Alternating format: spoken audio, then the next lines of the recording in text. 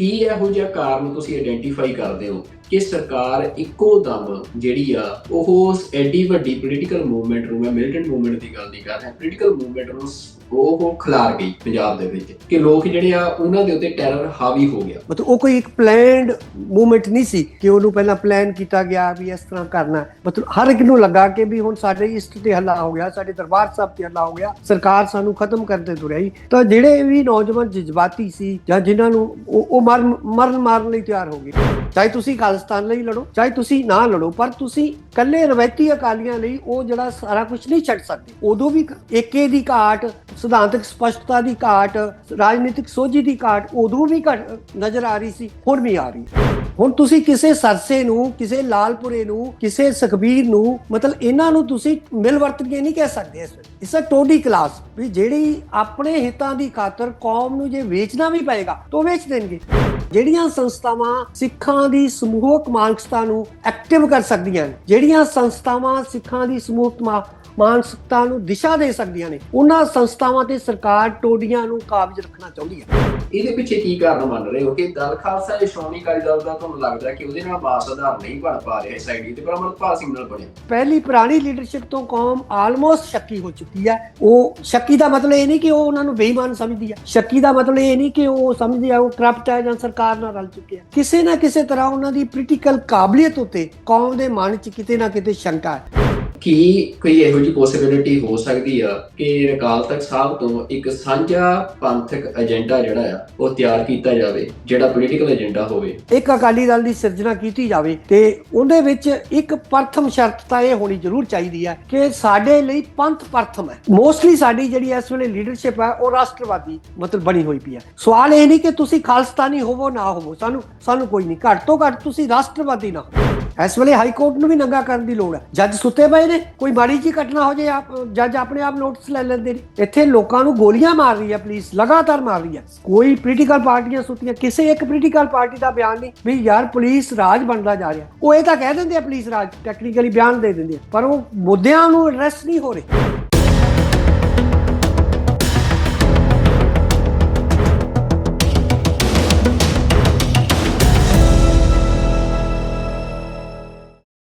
ਵਾਹਿਗੁਰੂ ਜੀ ਕਾ ਖਾਲਸਾ, ਵਾਹਿਗੁਰੂ ਜੀ ਕੀ ਫਤਿਹ।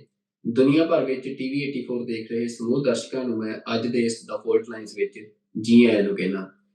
ਸ਼ਹੀਦ ਭਾਈ ਜਸਵੰਤ ਸਿੰਘ ਖਾਲੜਾ, ਜਿਨ੍ਹਾਂ ਨੇ ਪੰਜਾਬ ਦੇ ਵਿੱਚ ਉਹਨਾਂ ਮਾਵਾਂ ਦੀ ਪੀੜ ਨੂੰ ਦੁਨੀਆ ਸਾਹਮਣੇ ਰੱਖਿਆ, ਜਿਨ੍ਹਾਂ ਮਾਵਾਂ ਦੇ ਪੁੱਤਾਂ ਨੂੰ ਜਾਂ ਧੀਆਂ ਨੂੰ ਜਾਂ ਜਿਨ੍ਹਾਂ ਬੀਬੀਆਂ ਦੇ ਪਤੀਆਂ ਨੂੰ ਜਾਂ ਜਿਨ੍ਹਾਂ ਬੀਬੀਆਂ ਨੂੰ ਵੀ ਭਾਰਤੀ ਸਟੇਟ ਦੀ ਅੰਦਰ ਕੰਮ ਕਰ ਰਹੀ ਪੰਜਾਬ ਪੁਲਿਸ, CRPF, ਹੋਰ ਪੈਰਾਮਿਲਟਰੀ ਫੋਰਸਿਸ ਨੇ 1980 ਦੇ ਉਸ ਦੌਰ ਦੇ ਵਿੱਚ ਘਰਾਂ ਤੋਂ ਅਗਵਾ ਕਰਕੇ, ਪਿੰਡਾਂ ਦੀਆਂ ਸੱਥਾਂ ਤੋਂ ਅਗਵਾ ਕਰਕੇ, ਪਿੰਡਾਂ ਦੇ ਚੁਰਾਹਿਆਂ ਸੜਕਾਂ ਤੋਂ ਅਗਵਾ ਕਰਕੇ ਤੇ ਅਣਪਛਾਤੀਆਂ ਲਾਸ਼ਾਂ ਬਣਾਤਾ। ਅਣਪਛਾਤੀਆਂ ਲਾਸ਼ਾਂ ਕਹਿ ਕੇ ਜਿਨ੍ਹਾਂ ਨੂੰ ਸ਼ਮਸ਼ਾਨ ਘਾਟਾਂ ਦੇ ਵਿੱਚ ਬਿਨਾਂ ਕਿਸੇ ਜਿਹੜੇ ਧਾਰਮਿਕ ਸੰਸਕਾਰ ਹੁੰਦੇ ਨੇ ਉਹਨਾਂ ਤੋਂ ਬਿਨਾਂ ਹੀ ਉਹਨਾਂ ਨੂੰ ਸਾੜ ਦਿੱਤਾ ਗਿਆ ਹੀ ਮੈਂ ਕਹਿ ਸਕਦਾ, ਤੇ ਨਾਲ ਹੀ ਜਾਂ ਪੰਜਾਬ ਦੇ ਉਹਨਾਂ ਦਰਿਆਵਾਂ ਦੇ ਵਿੱਚ ਰੋੜ ਦਿੱਤਾ ਗਿਆ। ਤੇ ਮਾਵਾਂ ਆਪਣੇ ਜਾਂ ਜਿਹੜੇ ਸਾਕ ਸੰਬੰਧੀ ਸੀ ਉਹ ਆਪਣੇ ਇਹਨਾਂ ਜੀਆਂ ਦੀ ਉਡੀਕ ਕਰ ਰਹੇ ਸੀ, ਕਿਉਂਕਿ ਇਹ ਵੀ ਨਹੀਂ ਸੀ ਪਤਾ ਕਿ ਉਹ ਜਿਉਂਦੇ ਨੇ ਜਾਂ ਉਹ ਮਾਰੇ ਗਏ ਨੇ। ਪਰ ਇਹਨਾਂ ਪਰਿਵਾਰਾਂ ਨੂੰ ਇੱਕ ਵੱਡਾ ਦਿਲਾਸਾ ਦਿੱਤਾ ਤੇ ਦੁਨੀਆ ਦੇ ਅੱਗੇ ਭਾਰਤੀ ਸਟੇਟ ਦੇ ਇਸ ਜ਼ੁਲਮ ਦਾ ਪਰਦਾਫਾਸ਼ ਕੀਤਾ ਸ਼ਹੀਦ ਭਾਈ ਜਸਵੰਤ ਸਿੰਘ ਖਾਲੜਾ ਨੇ, ਜਿਨ੍ਹਾਂ ਨੂੰ ਦੁਨੀਆ ਅੱਜ ਲਾਵਾਰਿਸ ਲਾਸ਼ਾਂ ਦੇ ਵਾਰਸ ਵਜੋਂ ਵੀ ਜਾਣਦੀ ਆ। ਤੇ ਸ਼ਹੀਦ ਭਾਈ ਜਸਵੰਤ ਸਿੰਘ ਖਾਲੜਾ ਦਾ ਨਾਂ ਅੱਜ ਸਾਰੀ ਦੁਨੀਆ ਦੇ ਵਿੱਚ ਹਿਊਮਨ ਰਾਈਟਸ ਡਿਫੈਂਡਰ ਦੇ ਤੌਰ ਤੇ ਇੱਕ ਬਹੁਤ ਵੱਡਾ ਸਥਾਪਿਤ ਹੋ ਚੁੱਕਿਆ ਆ। ਵੈਸਟਰਨ ਵਰਲਡ ਦੇ ਵਿੱਚ ਉਹਨਾਂ ਦੇ ਨਾਂ ਸਕੂਲ ਖੋਲੇ ਜਾ ਰਹੇ ਨੇ। ਪੰਜਾਬ ਦੇ ਵਿੱਚ ਇੱਕ ਵੱਡੀ ਮੂਵਮੈਂਟ ਜਿਹੜੀ ਆ ਸਟੇਟ ਰਿਪਰੈਸ਼ਨ ਦੇ ਖਿਲਾਫ ਜਿਹੜੀ ਚੇਤਨਾ ਆ, ਉਸ ਦਾ ਵੀ ਜਿਹੜਾ ਧੁਰਾ ਆ ਸ਼ਹੀਦ ਭਾਈ ਜਸਵੰਤ ਸਿੰਘ ਖਾਲੜਾ ਬਣ ਰਹੇ ਆ। ਤੇ ਉਹਨਾਂ ਦੇ ਉੱਤੇ ਫਿਲਮਾਂ ਨੂੰ ਰੋਕਿਆ ਜਾ ਰਿਹਾ, ਉਹਨਾਂ ਦੇ ਉੱਤੇ ਆ ਰਹੀਆਂ ਕਿਤਾਬਾਂ ਦੇ ਉੱਤੇ ਰੋਕ ਲਾਉਣ ਦੀ ਕੋਸ਼ਿਸ਼ ਕੀਤੀ ਜਾ ਰਹੀ ਆ। ਤਾਂ ਇਹ ਸਾਰੇ ਦੇ ਚੱਲਦਿਆਂ ਸ਼ਹੀਦ ਭਾਈ ਜਸਵੰਤ ਸਿੰਘ ਖਾਲੜਾ ਦੀ ਜਿਹੜੀ ਲੈਗੇਸੀ ਆ ਉਹਦੇ ਬਾਰੇ ਹੁਣ ਕਈ ਪ੍ਰੋਗਰਾਮ ਅਸੀਂ ਦੇਖ ਰਹੇ ਹਾਂ ਹੋ ਰਹੇ ਨੇ, ਤੇ ਖਾਸ ਤੌਰ ਤੇ ਪੱਛਮੀ ਜਗਤ ਦੇ ਵਿੱਚ। ਪਰ 6 ਸਤੰਬਰ ਨੂੰ ਜਦੋਂ ਸ਼ਹੀਦ ਭਾਈ ਜਸਵੰਤ ਸਿੰਘ ਖਾਲੜਾ ਦਾ ਉਹ ਦਿਹਾੜਾ, ਜਦੋਂ ਉਹਨਾਂ ਨੂੰ ਅਗਵਾ ਕੀਤਾ ਗਿਆ ਘਰੋਂ, ਤੇ ਉਸ ਲਾਵਾਰਿਸ ਲਾਸ਼ਾਂ ਦੇ ਵਾਰਸ ਨੂੰ ਵੀ ਜਿਹੜੀ ਇੰਡੀਅਨ ਸਟੇਟ ਆ ਉਹਨੇ ਅਸੀਂ ਕਹਿ ਸਕਦੇ ਹਾਂ ਕਿ ਲਾਪਤਾ ਕਰ ਦਿੱਤਾ। ਉਹਨਾਂ ਦੀ ਡੈਡ ਬੋਡੀ ਵੀ ਜਿਹੜੀ ਪੰਥ ਨੂੰ ਆ ਉਹ ਨਹੀਂ ਮਿਲੀ। ਤੇ ਉਹਨਾਂ ਦੀ ਜਿਹੜੀ ਲੈਗੇਸੀ ਆ, ਉਹਨਾਂ ਦੇ ਨਾਲ ਲਗਾਤਾਰ ਕੰਮ ਕਰਨ ਵਾਲੇ ਭਾਈ ਅਮਰੀਕ ਸਿੰਘ ਮੁਕਤਸਰ, ਅੱਜ ਉਹ ਸਾਡੇ ਨਾਲ ਇਸ ਪ੍ਰੋਗਰਾਮ ਦੇ ਵਿੱਚ, ਇਸ ਗੱਲਬਾਤ ਦੇ ਵਿੱਚ ਬਤੌਰ ਮਹਿਮਾਨ ਸ਼ਾਮਲ ਹੋ ਰਹੇ ਨੇ। ਤੇ ਅਸੀਂ ਭਾਈ ਜਸਵੰਤ ਸਿੰਘ ਖਾਲੜਾ ਦਾ ਐਕਟਿਵਿਜ਼ਮ, ਉਹਨਾਂ ਦੀ ਲੈਗੇਸੀ, ਉਹਨਾਂ ਦਾ ਵਿਜ਼ਨ, ਤੇ ਜਿਹੜੀ ਪੰਜਾਬ ਦੇ ਵਿੱਚ ਮਨੁੱਖੀ ਅਧਿਕਾਰਾਂ ਦੀ ਸਥਿਤੀ ਉਦੋਂ ਸੀ ਤੇ ਜਿਹੜੀ ਸਥਿਤੀ ਅੱਜ ਆ, ਤੇ ਜਿਹੜੇ ਹਾਲਾਤ ਬਣ ਰਹੇ ਨੇ, ਉਹ ਇਹਨਾਂ ਸਾਰੇ ਮਸਲਿਆਂ ਤੇ ਅਸੀਂ ਭਾਈ ਅਮਰੀਕ ਸਿੰਘ ਮੁਕਤਸਰ ਹੋਰਾਂ ਤੋਂ ਉਹਨਾਂ ਦੇ ਐਕਸਪੀਰੀਅੰਸ ਬਾਰੇ, ਉਹਨਾਂ ਦੇ ਐਕਟਿਵਿਜ਼ਮ ਬਾਰੇ, ਤੇ ਉਹਨਾਂ ਦੇ ਸਾਰਾ ਜੋ ਉਹਨਾਂ ਦੀ ਜ਼ਿੰਦਗੀ ਦਾ ਤਜਰਬਾ ਰਿਹਾ, ਉਸ ਦਾ ਨਿਚੋੜ ਜਾਣਨ ਦੀ ਕੋਸ਼ਿਸ਼ ਕਰਾਂਗੇ। ਤੇ ਮੈਂ ਭਾਈ ਅਮਰੀਕ ਸਿੰਘ ਜੀ, ਤੁਹਾਨੂੰ ਇਸ ਫੋਲਟ ਲਾਈਨਸ ਦੇ ਵਿੱਚ ਜੀ ਆਇਆਂ ਨੂੰ ਕਹਿਣਾ ਜੀ। ਵਾਹਿਗੁਰੂ ਜੀ ਕਾ ਖਾਲਸਾ, ਵਾਹਿਗੁਰੂ ਜੀ ਕੀ ਫਤਿਹ। ਵਾਹਿਗੁਰੂ ਜੀ ਕਾ ਖਾਲਸਾ, ਵਾਹਿਗੁਰੂ ਜੀ ਕੀ ਫਤਿਹ ਜੀ। ਹਾਂਜੀ ਭਾਈ ਅਮਰੀਕ ਸਿੰਘ ਜੀ, ਤੇ ਮੈਂ ਹੁਣ ਸਿੱਧਾ ਸਵਾਲ ਤੇ ਆਉਣਾ, ਕਿਉਂਕਿ ਇੰਟਰੋ ਮੈਂ ਦਰਸ਼ਕਾਂ ਦੇ ਨਾਲ ਸਾਂਝੀ ਕਰ ਚੁੱਕਿਆ।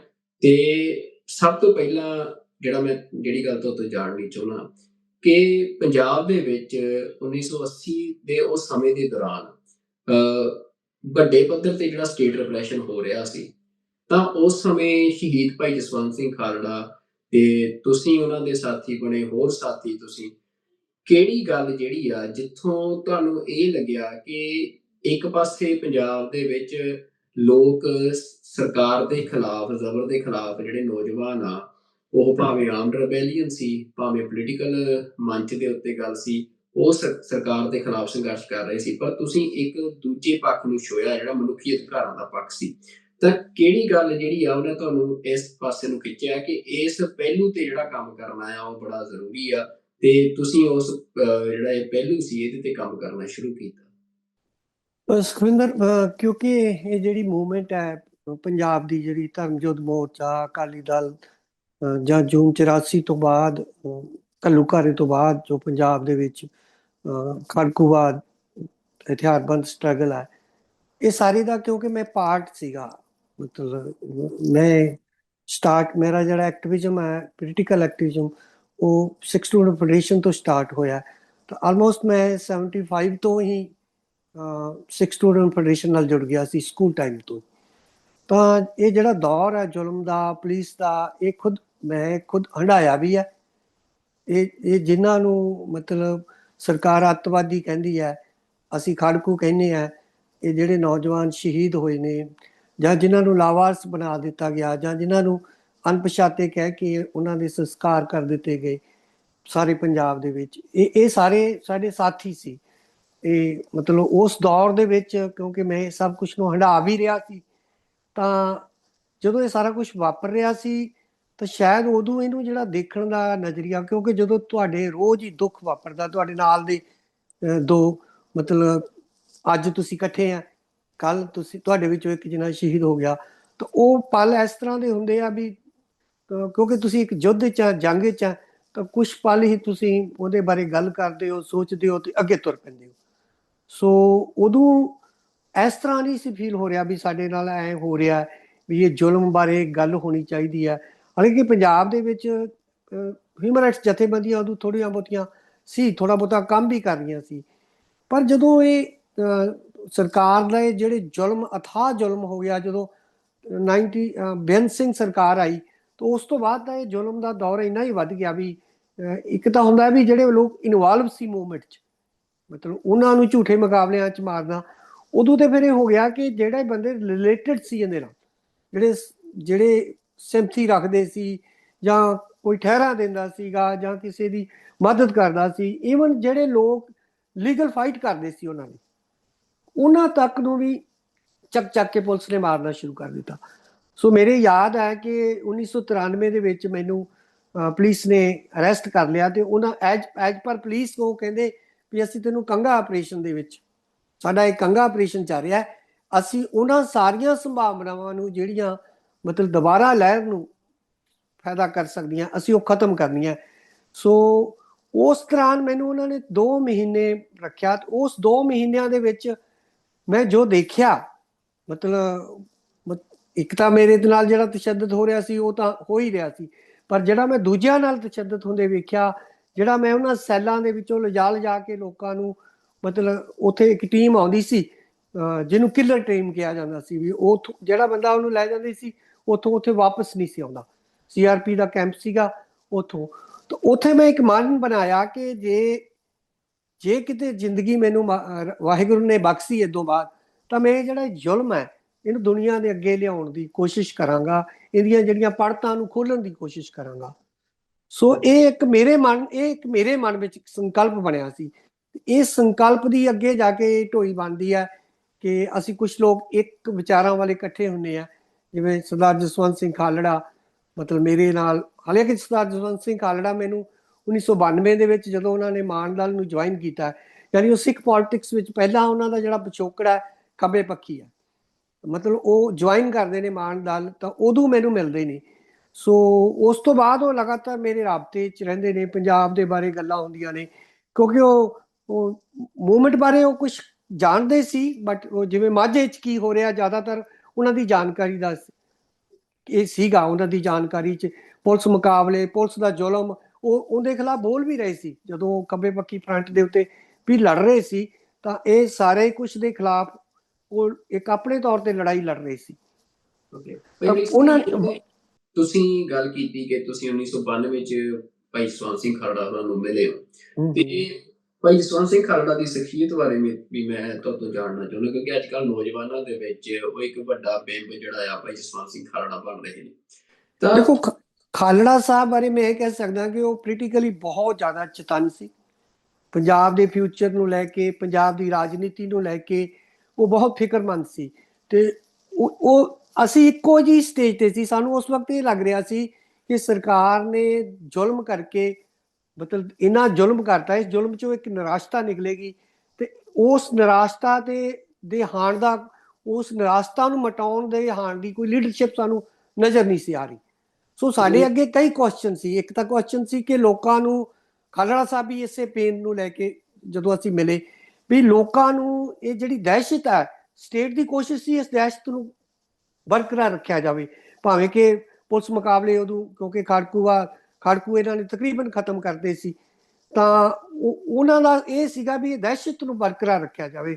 ਸਾਡਾ ਟਾਰਗੇਟ ਸੀ ਵੀ ਇੱਕ ਤੇ ਇਸ ਦਹਿਸ਼ਤ ਨੂੰ, ਲੋਕਾਂ ਨੂੰ ਇਸ ਦਹਿਸ਼ਤ ਚੋਂ ਕੱਢਿਆ ਜਾਵੇ, ਦੂਸਰਾ ਲੋਕਾਂ ਨੂੰ ਰਾਜਨੀਤਿਕ ਅਗਵਾਈ ਦਿੱਤੀ ਜਾਵੇ। ਪਰ ਰਾਜਨੀਤਿਕ ਅਗਵਾਈ ਦੇਣ ਤੋਂ ਪਹਿਲਾਂ ਤਾਂ ਸਵਾਲ ਸੀ ਵੀ ਲੋਕ ਕੀ ਦਹਿਸ਼ਤ ਵਿੱਚ ਤੁਹਾਡੇ ਨਾਲ ਮਗਰ ਕਿਵੇਂ ਆਉਣਗੇ, ਤੁਹਾਡੀ ਗੱਲ ਕਿਵੇਂ ਸੁਣਨਗੇ। ਸੋ ਉਸ ਦੇ ਲਈ ਅਸੀਂ ਪਲੈਨਿੰਗ ਕਰ ਰਹੇ ਸੀ, ਲਗਾਤਾਰ ਅਸੀਂ ਮਿਲ ਰਹੇ ਸੀ। ਤਾਂ ਉਸ ਦੌਰਾਨ ਫਿਰ ਇੱਕ ਸਬੱਬ ਬਣਿਆ ਕਿ ਅਕਾਲ ਤਖਤ ਤੋਂ ਅਕਾਲੀ ਏਕਤਾ ਦਾ ਇੱਕ ਪ੍ਰੋਸੈਸ ਚੱਲਿਆ, ਤੇ ਉਸ ਵਿੱਚ ਮਾਨ ਸਾਹਿਬ ਵੀ ਸ਼ਾਮਲ ਸੀਗੇ, ਤੇ ਖਾਲੜਾ ਸਾਹਿਬ ਵੀ ਮਾਨ ਸਾਹਿਬ ਦੇ ਨਾਲ ਉਸ ਦਾ ਇੱਕ ਹਿੱਸਾ ਬਣੇ।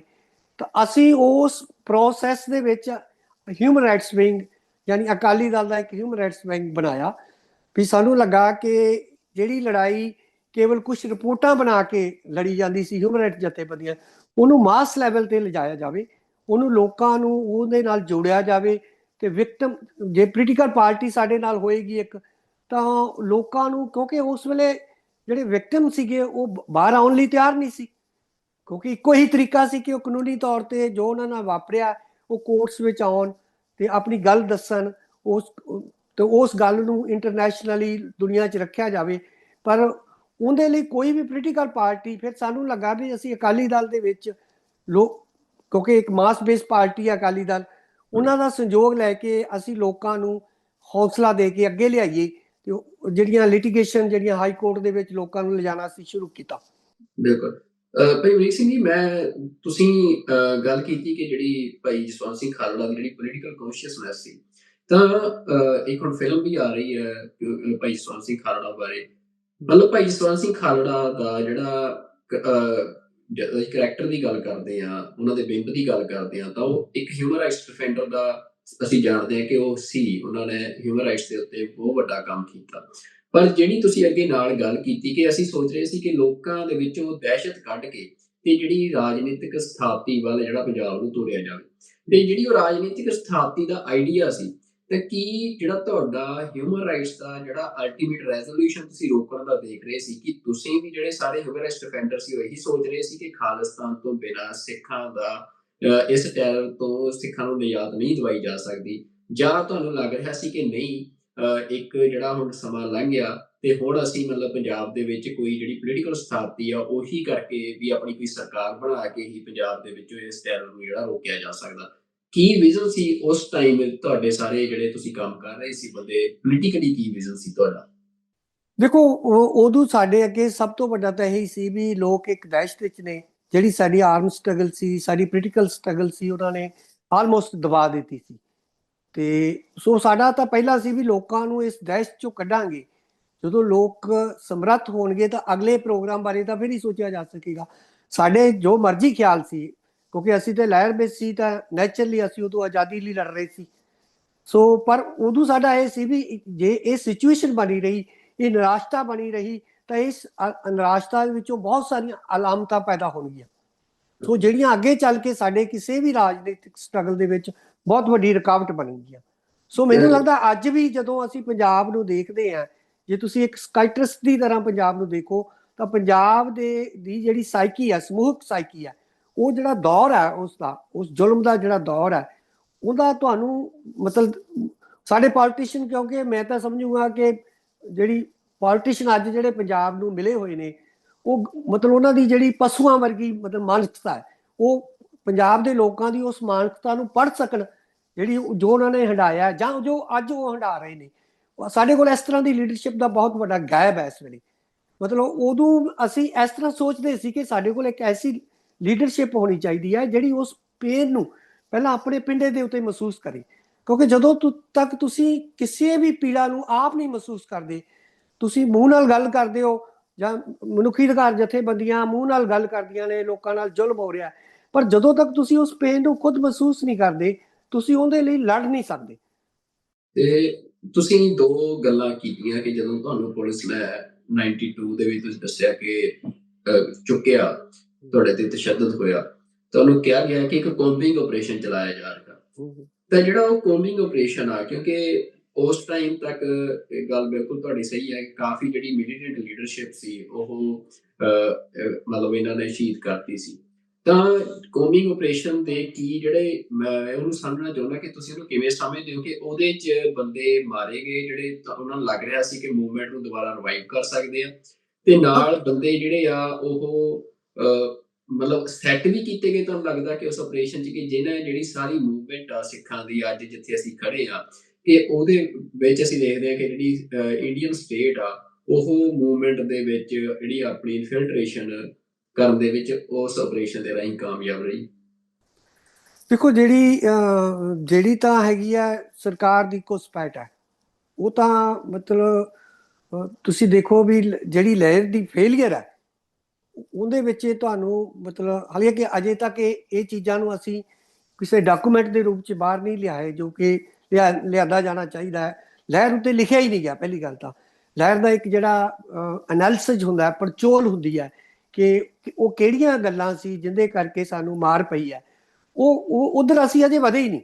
ਮਤਲਬ ਹਾਲਾਂਕਿ ਜਦੋਂ ਵੀ ਕੋਈ ਲਹਿਰ ਕੋਈ ਲਹਿਰ ਐਸੇ ਪੜਾਅ ਤੇ ਪਹੁੰਚਦੀ ਹੈ ਜਦੋਂ ਇੱਕ ਵਾਰ ਸਰਕਾਰ ਉਹਨੂੰ ਸਨੱਬ ਕਰ ਦਿੰਦੀ ਹੈ, ਤਾਂ ਉਦੋਂ ਲਹਿਰ ਦੀ ਲੀਡਰਸ਼ਿਪ ਦਾ ਸਭ ਤੋਂ ਪਹਿਲਾ ਰੋਲ ਹੀ ਇਹੀ ਹੁੰਦਾ ਹੈ ਕਿ ਉਹ ਇਹਨਾਂ ਕਾਰਨਾਂ ਨੂੰ ਲੱਭੇ ਕਿ ਉਹ ਕਿਹੜੇ ਕਾਰਨ ਸੀ ਕਿ ਇੱਕਦਮ ਸਰਕਾਰ ਹੈ ਜਿਹੜੀ ਮਤਲਬ ਇੱਕ ਬਹੁਤ ਵੱਡੀ ਮੂਵਮੈਂਟ ਸੀ।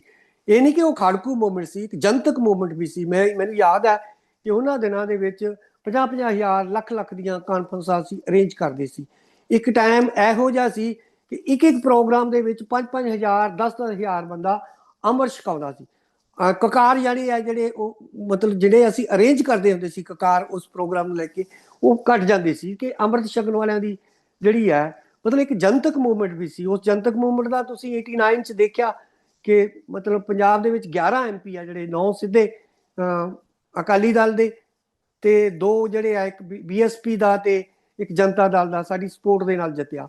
ਸੋ ਇਹ ਉਹਨਾਂ ਨੇ ਇਹ ਨਹੀਂ ਕਿ ਇਕੱਲੀ ਜਿਹੜੀ ਹੈ ਖਾੜਕੂ ਮੂਵਮੈਂਟ ਨੂੰ ਦਬਾਇਆ, ਮਤਲਬ ਉਹਨਾਂ ਨੇ ਜਿਹੜੀ ਸਿਆਸੀ ਮੂਵਮੈਂਟ ਸੀ ਲੋਕਾਂ 'ਚ ਦਹਿਸ਼ਤ ਕਰਕੇ ਮਤਲਬ ਉਹ ਵੀ ਦਬਾ ਦਿੱਤੀ ਸੀ। ਸੋ ਉਹਦੇ ਲਈ ਸਾਨੂੰ ਖਾਲੜਾ ਸਾਹਿਬ ਤੇ ਸਾਨੂੰ ਜਦੋਂ ਅਸੀਂ ਸਾਡੀਆਂ ਲਗਾਤਾਰ ਮੀਟਿੰਗਾਂ ਦੇ ਵਿੱਚੋਂ ਇਹ ਨਿਕਲਿਆ ਕਿ ਵੀ ਜੇ ਲੋਕਾਂ 'ਚ ਦਹਿਸ਼ਤ ਨਹੀਂ ਜਾਏਗੀ ਤਾਂ ਲੋਕ ਅੱਗੇ ਪੋਲੀਟੀਕਲੀ ਵੀ ਨਹੀਂ ਆਉਣਗੇ। ਸੋ ਇਹ ਦੌਰ ਨੂੰ ਸਰਕਾਰ ਕਾਇਮ ਰੱਖਣਾ ਚਾਹੁੰਦੀ। ਸੋ ਇਸੇ ਵਿੱਚੋਂ ਇਹ ਪਲੈਨਿੰਗ ਨਿਕਲੀ ਕਿ ਪਹਿਲਾਂ ਅਸੀਂ ਜਿਹੜਾ ਮਨੁੱਖੀ ਅਧਿਕਾਰਾਂ ਦਾ ਜਿਹੜਾ ਪੈਂਤੜਾ ਲੈ ਕੇ ਲੋਕਾਂ 'ਚ ਜਾਈਏ, ਲੋਕਾਂ 'ਚ ਇੱਕ ਹਿੰਮਤ ਆਵੇ, ਜਜ਼ਬਾ ਪੈਦਾ ਹੋਵੇ ਲੜਨ ਦਾ, ਤਾਂ ਉਸ ਜਜ਼ਬੇ ਨੂੰ ਅੱਗੇ ਲੈ ਕੇ ਫਿਰ ਅਸੀਂ ਪੋਲੀਟੀਕਲੀ ਪੰਜਾਬ ਦੇ ਫਿਊਚਰ ਬਾਰੇ ਕੁਝ ਪਲੈਨਿੰਗ ਕਰਾਂਗੇ। ਤੇ ਤੁਸੀਂ ਜਿਹੜੀ ਗੱਲ ਬੜੀ ਇੰਟਰਸਟਿੰਗ ਤੁਸੀਂ ਗੱਲ ਦੱਸੀ ਵੀ ਜਦੋਂ ਅਸੀਂ ਦੇਖ ਰਹੇ ਹਾਂ ਵੀ ਸਟੇਟ ਜਿਹੜੀ ਆ ਉਹ ਕੋਸ਼ਿਸ਼ ਕਰ ਰਹੀ ਆ ਕਿ ਟੈਰਰ ਪਾਉਣ ਦੀ।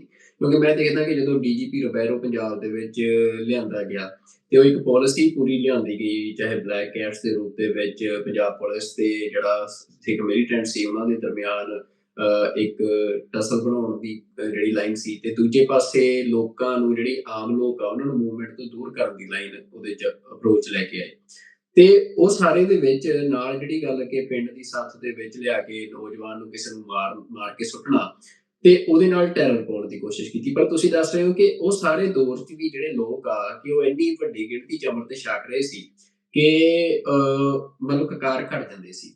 ਤਾਂ ਇਹ ਜਿਹੜਾ ਫੇਲੀਅਰ, ਠੀਕ ਹੈ, ਸਰਕਾਰ ਇੱਕ ਪਾਸੇ ਆਪਣੀਆਂ ਕੋਸ਼ਿਸ਼ਾਂ ਕਰ ਰਹੀ ਸੀ ਅਮਰੀਕ ਸਿੰਘ ਜੀ, ਪਰ ਦੂਜੇ ਪਾਸੇ ਜਿਹੜੇ ਲੋਕ ਪੋਲੀਟੀਕਲ ਮੂਵਮੈਂਟ ਨੂੰ ਮਤਲਬ ਚਲਾ ਰਹੇ ਸੀ ਜਾਂ ਉਹਨੂੰ ਸਥਾਪਿਤ ਕਰ ਰਹੇ ਸੀ, ਕੀ ਇਹੋ ਜਿਹਾ ਕਾਰਨ ਤੁਸੀਂ ਆਇਡੈਂਟੀਫਾਈ ਕਰਦੇ ਹੋ ਕਿ ਸਰਕਾਰ ਇੱਕੋ ਦਮ ਜਿਹੜੀ ਆ ਉਹ ਐਡੀ ਵੱਡੀ ਪੋਲੀਟੀਕਲ ਮੂਵਮੈਂਟ ਨੂੰ, ਮੈਂ ਮਿਲੀਟੈਂਟ ਮੂਵਮੈਂਟ ਦੀ ਗੱਲ ਨਹੀਂ ਕਰ ਰਿਹਾ, ਪੋਲੀਟੀਕਲ ਮੂਵਮੈਂਟ ਨੂੰ ਉਹ ਖਿਲਾਰ ਗਈ ਪੰਜਾਬ ਦੇ ਵਿੱਚ, ਕਿ ਲੋਕ ਜਿਹੜੇ ਆ ਉਹਨਾਂ ਦੇ ਉੱਤੇ ਟੈਰਰ ਹਾਵੀ ਹੋ ਗਿਆ। ਉਹਦਾ ਕੋਈ ਜਿਹੜੇ ਤੁਸੀਂ ਇੰਪੋਰਟੈਂਟ ਪੁਆਇੰਟਸ ਆਇਡੈਂਟੀਫਾਈ ਕਿਹੜੇ ਕਰਦੇ? ਦੇਖੋ, ਇੱਕ ਤਾਂ ਇਹ ਆ ਕਿ ਮੈਂ ਸਮਝਦਾ ਕਿ ਜਿਹੜੀ ਪੰਜਾਬ ਦੇ ਵਿੱਚ ਜਿਹੜੀ ਆਰਮ ਸਟਰਗਲ ਹੈ, ਮਤਲਬ ਉਹ ਸਾਡੀ ਆਨਸਰ ਦੀ ਲੋੜ ਸੀ 84 ਤੋਂ ਬਾਅਦ। ਮਤਲਬ ਉਹ ਸਾਡੇ ਤੇ ਐਡਾ ਵੱਡਾ ਹਮਲਾ ਸੀ ਕਿ ਉਹ ਸਾਡੇ ਜਜ਼ਬਾਤ ਇੱਕਦਮ ਭੜਕੇ, ਉਹ ਇਹ ਸਾਡੀ ਲੋੜ ਵੀ ਸੀ ਤੇ ਸਾਡੇ ਜਜ਼ਬਾਤਾਂ ਦਾ ਇੱਕ ਵਹਾਅ ਵੀ ਸੀ, ਉਹ ਰੋਕਿਆ ਹੀ ਨਹੀਂ ਜਾ ਸਕਦਾ ਸੀ। ਮਤਲਬ ਉਹ ਕੋਈ ਇੱਕ ਪਲੈਨਡ ਮੂਵਮੈਂਟ ਨਹੀਂ ਸੀ ਕਿ ਉਹਨੂੰ ਪਹਿਲਾਂ ਪਲਾਨ ਕੀਤਾ ਗਿਆ ਵੀ ਇਸ ਤਰ੍ਹਾਂ ਕਰਨਾ। ਮਤਲਬ ਹਰ ਇੱਕ ਨੂੰ ਲੱਗਾ ਕਿ ਵੀ ਹੁਣ ਸਾਡੇ ਇਸ਼ਟ ਤੇ ਹੱਲਾ ਹੋ ਗਿਆ, ਸਾਡੇ ਦਰਬਾਰ ਸਾਹਿਬ ਤੇ ਹੱਲਾ ਹੋ ਗਿਆ, ਸਰਕਾਰ ਸਾਨੂੰ ਖਤਮ ਕਰਦੇ ਤੁਰਿਆ। ਤਾਂ ਜਿਹੜੇ ਵੀ ਨੌਜਵਾਨ ਜਜ਼ਬਾਤੀ ਸੀ ਜਾਂ ਜਿਨ੍ਹਾਂ ਨੂੰ ਉਹ ਮਾਰਨ ਲਈ ਤਿਆਰ ਹੋ ਗਏ, ਬਸ ਉਹਨਾਂ ਦੀ ਕੋਈ ਜਜ਼ਬਾ ਸੀ। ਸੋ ਦੋ ਗੱਲਾਂ ਨੇ ਜਿਹੜੀਆਂ ਮੈਂ ਦੇਖਦਾ ਕਿ ਜਿਹੜੇ ਨੌਜਵਾਨਾਂ ਨੇ ਹਥਿਆਰ ਚੱਕੇ, ਉਹਨਾਂ ਦੀ ਕੋਈ ਪੋਲੀਟੀਕਲ ਮੈਚਿਓਰ ਨਹੀਂ ਸੀ ਉਸ ਤਰ੍ਹਾਂ। ਉਹਨਾਂ ਨੂੰ ਇਹ ਨਹੀਂ ਸੀਗਾ ਕਿ ਸਿਆਸੀ ਤੌਰ ਤੇ ਸਾਡੇ ਕੀ ਨਿਸ਼ਾਨੇ ਆ ਤੇ ਅਸੀਂ ਮੂਵਮੈਂਟ ਨੂੰ ਕਿਵੇਂ ਆਰਗੇਨਾਈਜ਼ ਕਰਨਾ ਹੈ, ਜਾਂ ਦੂਸਰਾ ਅਸੀਂ ਉਹ ਰਾਜਨੀਤਿਕ ਤੌਰ ਤੇ ਲਹਿਰ ਨੂੰ ਉਭਾਰਨ ਵਿੱਚ ਤੋਂ ਬਿਲਕੁਲ ਹੀ ਲਾਪਰਵਾਹ ਸੀ। ਉਹਨਾਂ ਨੂੰ ਸ਼ਾਇਦ ਇਹੀ ਲੱਗਦਾ ਸੀ, ਮਤਲਬ ਇਹਨੂੰ ਤੁਸੀਂ ਹਾਲਾਤਾਂ ਦਾ ਤਜਾਕਾ ਵੀ ਕਹਿ ਸਕਦੇ ਹੋ ਵੀ ਹਾਲਾਤ ਹੀ ਇਸ ਤਰ੍ਹਾਂ ਦੇ ਸੀ। ਉਹਨਾਂ ਕੋਲ ਸੋਚਣ ਦਾ ਟਾਈਮ ਹੀ ਨਹੀਂ ਸੀ। ਅਚਾਨਕ ਇੱਕ ਜਿਵੇਂ ਸੁਨਾਮੀ ਆ ਜਾਂਦੀ ਹੈ ਤਾਂ ਉਸ ਤੋਂ ਬਾਅਦ ਉਸ ਹਾਲਾਤ ਵਿੱਚ ਤੁਸੀਂ ਕੋਈ ਬਹੁਤ ਸਾਰਾ ਨਹੀਂ ਸੋਚ ਸਕਦੇ, ਜਿੱਧਰ ਮੂੰਹ ਆਉਂਦਾ ਉੱਧਰ ਬੰਦਾ ਭੱਜਦਾ। ਸੋ ਸਾਡੇ ਤੇ ਵੀ ਇੱਕ ਵੱਡੀ ਸੁਨਾਮੀ ਸੀ ਦਰਬਾਰ ਸਾਹਿਬ ਤੇ ਜਿਹੜਾ ਅਟੈਕ ਹੈ। ਸੋ ਉਹਦੇ ਵਿੱਚੋਂ ਇੱਕ ਤਾਂ ਹੁੰਦਾ ਕਿ ਉਹ ਅਵੇਅਰ ਹੀ ਨਹੀਂ ਸੀ, ਇੱਕ ਸੀ ਜਿਹੜੀ ਪੋਲੀਟੀਕਲ ਮੂਵਮੈਂਟ ਚੱਲ ਰਹੀ ਸੀ ਉਹਦੀ ਵੀ ਉਹ ਉਨੀ ਇੰਪੋਰਟੈਂਸ ਨਹੀਂ ਸੀ ਦੇਖਦੇ। ਉਹਨਾਂ ਨੂੰ ਇਹ ਲੱਗਦਾ ਸੀ ਕਿ ਲੜਾਈ ਦਾ ਜਿਹੜਾ ਇੱਕੋ ਤਰੀਕਾ ਉਹ ਹਥਿਆਰਬੰਦ ਸਟਰਗਲ ਆ। ਇਹ ਜਿਹੜੀ ਸੋਚ ਸੀ, ਇਹਨੇ ਪੋਲੀਟੀਕਲ ਧਾਰਾ ਦਾ ਤੇ ਖਾੜਕੂ ਧਾਰਾ ਦਾ ਜਿਹੜਾ ਤਾਲਮੇਲ ਬਣਨਾ ਚਾਹੀਦਾ ਸੀ, ਜਿਹੜਾ ਕਿ ਲਹਿਰ 'ਚ ਹੋਣਾ ਚਾਹੀਦਾ। ਬਹੁਤ ਜ਼ਰੂਰੀ ਆ ਕਿ ਨਹੀਂ ਤੇ ਜੇ ਇਹ ਦੋਹਾਂ ਦਾ ਤਾਲਮੇਲ ਕਿਤੇ ਵੀ ਨਿਕਲ ਜਾਵੇ ਤਾਂ ਸਰਕਾਰ ਨੂੰ ਮੌਕਾ ਮਿਲਦਾ। ਵੱਡਾ ਕਾਰਨ ਇਹ ਵੀ ਹੈ ਕਿ ਜਿਹੜੀ ਲਹਿਰ ਦੀ ਸਿਆਸੀ ਧਾਰਾ ਤੇ ਜਿਹੜੀ ਖਾੜਕੂ ਧਾਰਾ ਸੀ, ਉਹਦੇ ਵਿੱਚ ਜਿਹੜਾ ਬਣਦਾ ਤਾਲਮੇਲ ਸੀ ਉਹ ਕਦੇ ਵੀ ਨਹੀਂ ਬਣ ਪਾਇਆ। ਮਤਲਬ ਬਿਲਕੁਲ ਅਮਰੀਕ ਸਿੰਘ ਜੀ, ਤੁਸੀਂ ਸਿਆਸੀ ਧਾਰਾ ਦੀ ਜਿਹੜੀ ਗੱਲ ਕੀਤੀ ਆ, ਤਾਂ ਉਦੋਂ ਅਸੀਂ ਦੇਖਦੇ ਹਾਂ, ਕਿਉਂਕਿ ਮੈਂ ਇਹ ਸਵਾਲ ਇਸ ਕਰਕੇ ਕਰ ਰਿਹਾ ਵੀ ਅੱਜ ਜਦੋਂ ਨੌਜਵਾਨ ਕਿਉਂਕਿ ਹਾਲਾਤ ਫੇਰ ਪੰਜਾਬ ਇੱਕ ਵਾਰ ਫੇਰ ਪੋਲੀਟੀਕਲ ਅਨਸਰਟਨਿਟੀ ਵਾਲੇ ਦੌਰ ਵੱਲ ਨੂੰ ਵੱਧ ਰਿਹਾ, ਤਾਂ ਜਿਹੜੀਆਂ ਉਸ ਸਮੇਂ ਦੇ ਵਿੱਚ ਜਿਹੜੀਆਂ ਸਿਚੁਏਸ਼ਨਸ ਬਣੀਆਂ, ਸ਼ਾਇਦ ਇਹੋ ਜਿਹੀਆਂ ਸਿਚੁਏਸ਼ਨਸ ਭਵਿੱਖ ਦੇ ਵਿੱਚ ਵੀ ਪੰਜਾਬ 'ਚ ਬਣਨ। ਤਾਂ ਇਹ ਗੱਲਾਂ ਜਿਹੜੀਆਂ ਆ ਉਹ ਹੁਣ ਮਾਸ ਮੀਡੀਆ ਦੇ ਰਾਹੀਂ ਲੋਕਾਂ ਤੱਕ ਜਾਣ ਤੇ ਲੋਕ ਇਹਨਾਂ ਗੱਲਾਂ ਨੂੰ ਸੁਣਨ ਤੇ ਸਮਝਣ। ਤਾਂ ਜਿਹੜੀ ਤੁਸੀਂ ਸਿਆਸੀ ਧਾਰਾ ਦੀ ਗੱਲ ਕਰ ਰਹੇ ਹੋ, ਉਹ ਸਿਆਸੀ ਧਾਰਾ ਦੇ ਵਿੱਚ ਅਸੀਂ ਦੇਖਦੇ ਹਾਂ ਕਿ ਇੱਕ ਹਿੱਸਾ ਜਿਹਨੇ ਇਹ ਗੱਲ ਕਹੀ ਕਿ ਵਿਦਿਨ ਦਾ ਇੰਡੀਅਨ ਸਿਸਟਮ, ਕਿਉਂਕਿ ਜਿਹੜੀ ਮਿਲੀਟੈਂਟ ਮੂਵਮੈਂਟ ਸੀ ਉਹ ਤਾਂ ਲਾਈਨ ਖਿੱਚ ਕੇ ਖਾਲਿਸਤਾਨ ਦੀ ਸਥਾਪਤੀ ਲਈ ਲੜ ਰਹੀ ਸੀ, ਤੇ ਇੱਕ ਪਾਸੇ ਜਿਹੜੀ ਪੋਲੀਟੀਕਲ ਮੂਵਮੈਂਟ ਆ, ਸਿਆਸੀ ਧਾਰਾ ਆ, ਉਹ ਵੀ ਇਸ ਗੱਲ ਤੇ ਸੀ ਕਿ ਖਾਲਿਸਤਾਨ ਤੋਂ ਬਿਨਾਂ ਹੀ, ਉਹ ਖਾਲਿਸਤਾਨ ਤੋਂ ਥੱਲੇ ਕੋਈ ਗੱਲ ਨਹੀਂ। ਇਸੇ ਲਾਈਨ ਦੇ ਉੱਤੇ ਸ਼ਾਇਦ ਪੰਥਕ ਕਮੇਟੀ ਨੇ ਬਰਨਾਲੇ ਦੀ ਸਰਕਾਰ ਜਿਹੜੀ ਚੋਣ 'ਚ ਬਣੀ ਆ ਉਹਦਾ ਹੀ ਬਾਈਕਾਟ ਕੀਤਾ। ਉਹ ਤੋਂ ਬਾਅਦ ਵੀ ਜਿਹੜੀਆਂ ਚੋਣਾਂ ਨੂੰ ਬਾਈਕਾਟ ਕਰਦੇ ਨੇ।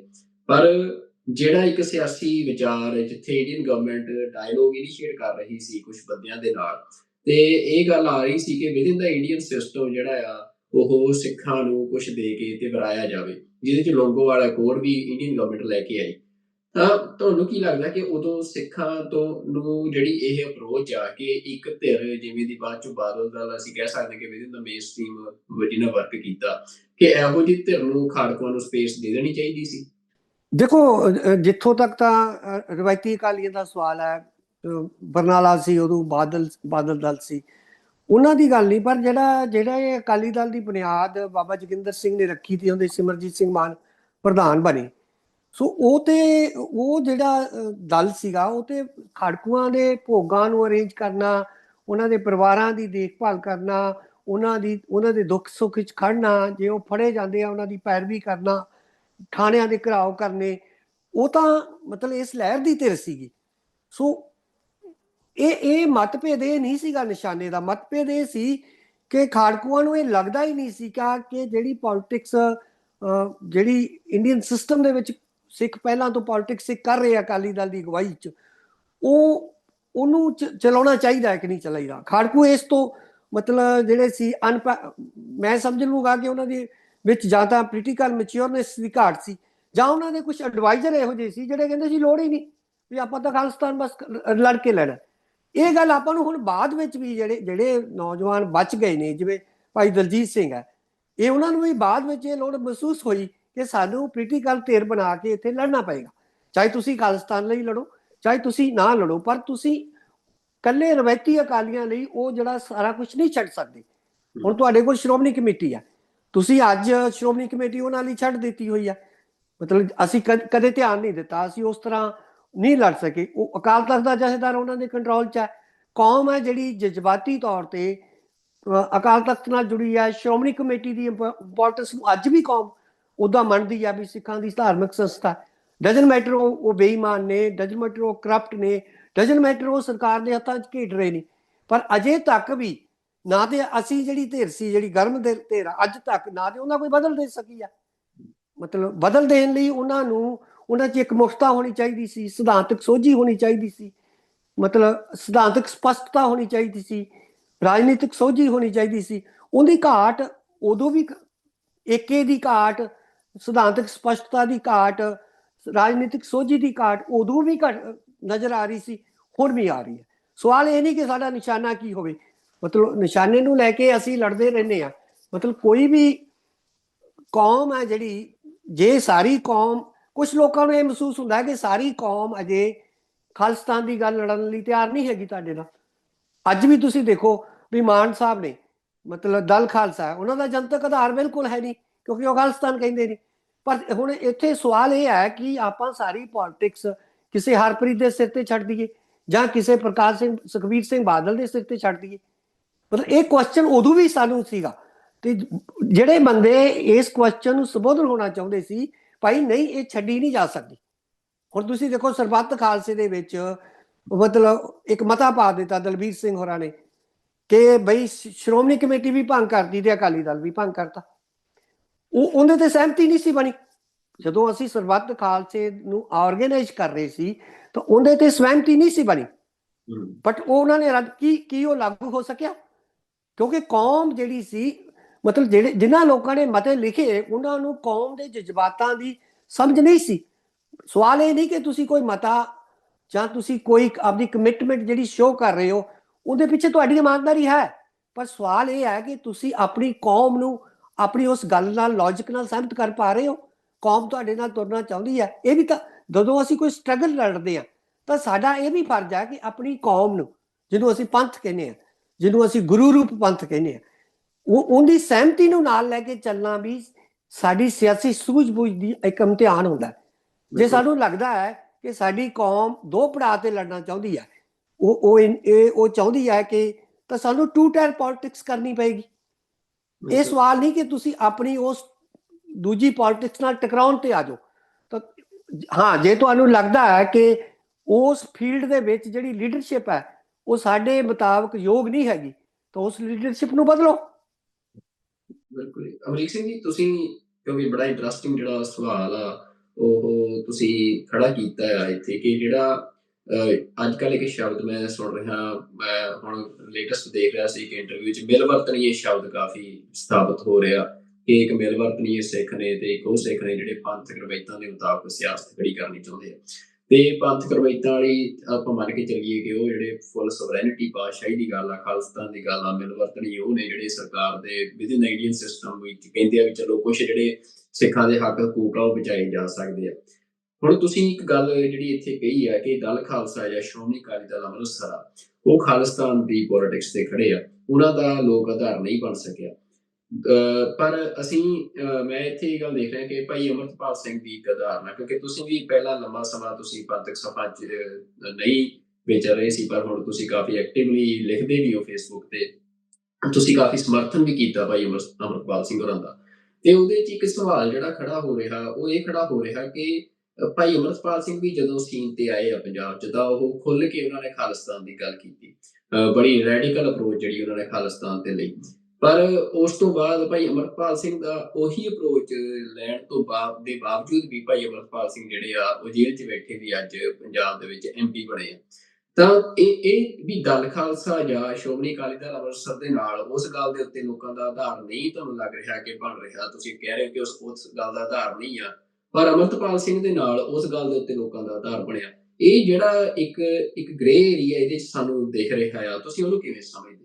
ਇਹ ਤੁਹਾਡੀ ਗੱਲ ਦੇ ਵਿੱਚ 3-4 ਗੱਲਾਂ ਆ ਗਈਆਂ। ਇੱਕ ਤੇ ਤੁਸੀਂ ਗੱਲ ਸ਼ੁਰੂ ਕੀਤੀ ਹੈ ਵੀ ਮਿਲਵਰਤਨੀਏ ਸਿੱਖਾਂ ਦੀ। ਇਹ ਮਿਲਵਰਤਨੀਏ ਸ਼ਬਦ ਆ ਰਿਹਾ ਹੈ ਜਦੋਂ ਅਸੀਂ ਗੁਰਦੁਆਰਾ ਸੁਧਾਰ ਲਹਿਰ ਦੀ ਲੜ ਰਹੇ ਸੀ, ਉਦੋਂ ਤੁਸੀਂ ਸੁਖਵਿੰਦਰ ਜਿਹੜੇ ਮਿਲਵਰਤਨੀਆਂ ਨੂੰ ਜਿਹੜਾ ਟਾਈਟਲ ਆਪਾਂ ਮਿਲਵਰਤਨੀਆਂ ਨੂੰ ਦੇ ਰਹੇ ਹਾਂ, ਤੁਸੀਂ ਉਹਨਾਂ ਮਿਲਵਰਤਨੀਆਂ ਦਾ ਕਰੈਕਟਰ ਦੇਖੋ। ਉਹ ਫਿਰ ਕੌਮ ਪ੍ਰਸਤ ਸੀ, ਮਤਲਬ ਉਹ ਕਿਸੇ ਹੱਦ ਤੱਕ ਕੌਮ ਨਾਲ ਹੀ ਪੰਥ ਨਾਲ ਦੀ ਧਾਰਾ 'ਚ ਬਹਿ ਜਾਂਦੀ। ਅੱਜ ਤੁਸੀਂ ਮਿਲਵਰਤਨੀਏ ਨਹੀਂ ਕਹਿ ਸਕਦੇ, ਅੱਜ ਟੋਡੀ ਸ਼ਬਦ ਆ। ਅੱਜ ਦੋ ਧਿਰਾਂ ਨੇ, ਇੱਕ ਨੇ ਪੰਥਕ ਲੋਕ, ਇੱਕ ਨੇ ਪੰਥ ਪ੍ਰਸਤ ਲੋਕ, ਇੱਕ ਨੇ ਟੋਡੀ। ਮਤਲਬ ਹੁਣ ਤੁਸੀਂ ਕਿਸੇ ਸਰਸੇ ਨੂੰ, ਕਿਸੇ ਲਾਲਪੁਰੇ ਨੂੰ, ਕਿਸੇ ਸੁਖਬੀਰ ਨੂੰ, ਮਤਲਬ ਇਹਨਾਂ ਨੂੰ ਤੁਸੀਂ ਮਿਲਵਰਤਨੀਏ ਨਹੀਂ ਕਹਿ ਸਕਦੇ ਇਸ ਵੇਲੇ। ਇਸ ਟੋਡੀ ਕਲਾਸ ਵੀ ਜਿਹੜੀ ਆਪਣੇ ਹਿੱਤਾਂ ਦੀ ਖਾਤਰ ਕੌਮ ਨੂੰ ਜੇ ਵੇਚਣਾ ਵੀ ਪਏਗਾ ਤਾਂ ਵੇਚ ਦੇਣਗੇ। ਸੋ ਅੱਜ ਸਾਨੂੰ ਐਜ ਪਰ ਮੈਨੂੰ ਕੋਈ ਪੁੱਛੇ ਤਾਂ ਅੱਜ ਸਾਨੂੰ ਉੱਥੇ ਇੱਕ ਪੰਥਕ ਧਿਰ ਖੜੀ ਕਰਨੀ ਪਏਗੀ ਜਿਹੜੀ ਉੱਥੇ ਵੋਟ ਦੀ ਪੋਲਿਟਿਕਸ ਕਰ ਸਕੇ। ਅਸੀਂ ਟੋਡੀਆਂ ਦੇ ਹੱਥ ਅਕਾਲੀ ਦਲ ਨਹੀਂ ਛੱਡ ਸਕਦੇ। ਅਸੀਂ ਟੋਡੀਆਂ ਨੂੰ ਅਕਾਲ ਤਖਤ ਦੇ ਜਥੇਦਾਰ ਦੀ ਚੋਣ ਦਾ ਹੱਕ ਨਹੀਂ ਦੇ ਸਕਦੇ। ਅਸੀਂ ਟੋਡੀਆਂ ਨੂੰ ਸ਼੍ਰੋਮਣੀ ਗੁਰਦੁਆਰਾ ਪ੍ਰਬੰਧਕ ਕਮੇਟੀ ਚਲਾਉਣ ਦੀ ਆਪਣੇ ਗੁਰਧਾਮਾਂ ਦਾ ਪ੍ਰਬੰਧ ਨਹੀਂ ਦੇ ਸਕਦੇ। ਹੁਣ ਸਾਡੇ ਅੱਗੇ ਵੱਡੇ ਸਵਾਲ ਇਹ ਨੇ ਵੀ ਕੀ ਅਸੀਂ, ਦੇਖੋ ਤੁਸੀਂ ਅਕਾਲ ਤਖਤ ਸਿੱਖਾਂ ਦੇ ਮਨ ਚੋਂ ਨਹੀਂ ਕੱਢ ਸਕਦੇ, ਪਰ ਅਕਾਲ ਤਖਤ ਜਿਹੜਾ ਹੈ ਪੰਥਕ ਸੋਚ ਵਾਲੇ ਲੋਕਾਂ ਦੇ ਕੰਟਰੋਲ 'ਚ ਹੀ ਨਹੀਂ ਆਏਗਾ, ਕਿਉਂਕਿ ਸਰਕਾਰ ਵੀ ਚਾਹੁੰਦੀ ਹੈ ਕਿ ਉਹ ਟੋਡੀਆਂ ਦੇ ਹੱਥ 'ਚ ਰਹੇ, ਕਿਉਂਕਿ ਸਰਕਾਰ ਨੂੰ ਪਤਾ ਹੈ ਕਿ ਜਿਹੜੀ ਸਿੱਖਾਂ ਦੀ ਸਮੂਹਕ ਮਾਨਸਿਕਤਾ ਉਹਦੇ 'ਚ ਇੱਕ ਬਲ ਪਿਆ। ਦੇਖੋ ਸਿੱਖ ਨਿੱਜੀ ਤੌਰ ਤੇ ਟੁੱਟ ਚੁੱਕਾ ਮੈਂ ਮੰਨ ਸਕਦਾ ਵੀ ਪਰਸਨਲ ਲੈਵਲ ਤੇ ਉਹ ਕਰਪਟ ਵੀ ਹੋ ਸਕਦਾ, ਪਰ ਜਿਹੜੀ ਸਿੱਖਾਂ ਦੀ ਸਮੂਹਕ ਮਾਨਸਿਕਤਾ ਉਹਦੇ ਵਿੱਚ ਏਡਾ ਵੱਡਾ ਬਲ ਆ ਜੇ, ਉਸ ਬਲ ਨੂੰ ਸਾਡੇ ਨਾਲੋਂ ਜ਼ਿਆਦਾ ਜਿਹੜਾ ਹਿੰਦੂ ਮਾਈਂਡ ਸਮਝ ਰਿਹਾ। ਕਿਉਂ? ਉਹ ਸਾਡੀਆਂ ਸੰਸਥਾਵਾਂ ਤੇ ਹਮਲਾਵਰ ਹੈ। ਜਿਹੜੀਆਂ ਸੰਸਥਾਵਾਂ ਸਿੱਖਾਂ ਦੀ ਸਮੂਹਕ ਮਾਨਸਿਕਤਾ ਨੂੰ ਐਕਟਿਵ ਕਰ ਸਕਦੀਆਂ ਨੇ, ਜਿਹੜੀਆਂ ਸੰਸਥਾਵਾਂ ਸਿੱਖਾਂ ਦੀ ਸਮੂਹਕ ਮਾਨਸਿਕਤਾ ਨੂੰ ਦਿਸ਼ਾ ਦੇ ਸਕਦੀਆਂ ਨੇ, ਉਹਨਾਂ ਸੰਸਥਾਵਾਂ ਤੇ ਸਰਕਾਰ ਟੋਡੀਆਂ ਨੂੰ ਕਾਬਜ਼ ਰੱਖਣਾ ਚਾਹੁੰਦੀ ਹੈ। ਅੱਜ ਸਾਡੀ ਫੇਲੀਅਰ ਇੱਥੇ ਪਈ ਹੈ। ਅੱਜ ਸਾਡੇ ਪੈਰ ਤੇ ਟੋਡੀ ਬਣੇ ਬੈਠੇ ਨੇ। ਦਮਦਮੀ ਟਕਸਾਲ ਟੋਡੀਆਂ ਕੋਲ ਹੈ।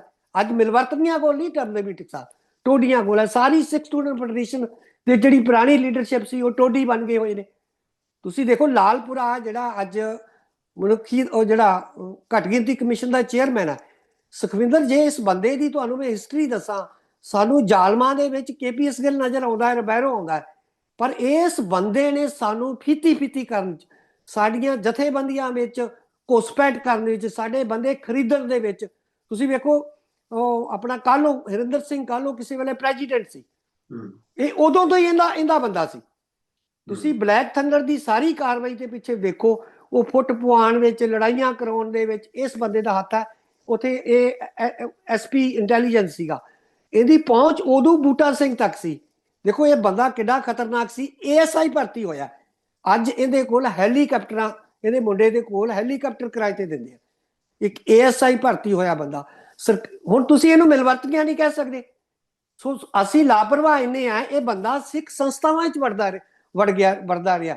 ਇਹ ਗੁਰਮਤ ਪ੍ਰਕਾਸ਼ ਸ਼ਬਦਾ ਰਿਹਾ ਜਲੰਧਰ, ਮਤਲਬ ਇਹ ਖਾੜਕੂਆਂ ਦੀ ਇੰਗਲੈਂਡ ਬੈਠੀ ਇੱਕ ਧਿਰ ਜਿਹੜੀ ਆਪਣੇ ਆਪ ਨੂੰ ਅੱਜ ਵੀ ਕਹਿੰਦੀ ਆ ਵੀ ਅਸੀਂ ਮਤਲਬ ਖਾੜਕੂਆਂ ਦੀ ਧਿਰ ਹੈ, ਉਹਨਾਂ ਦੇ ਬੰਦਿਆਂ ਦੇ ਨਾਲ ਅਟੈਚ ਰਿਹਾ, ਉਹਨਾਂ ਦੇ ਸਿਰ ਤੇ ਜਲੰਧਰ ਬੇਸ ਤੇ ਇੱਕ ਆਰਗੇਨਾਈਜੇਸ਼ਨ ਰਾਹੀਂ ਸਿੱਖਾਂ ਦੇ ਵਿੱਚ ਵੜ ਕੇ ਪੋਲਿਟਿਕਸ ਕਰਦਾ ਰਿਹਾ।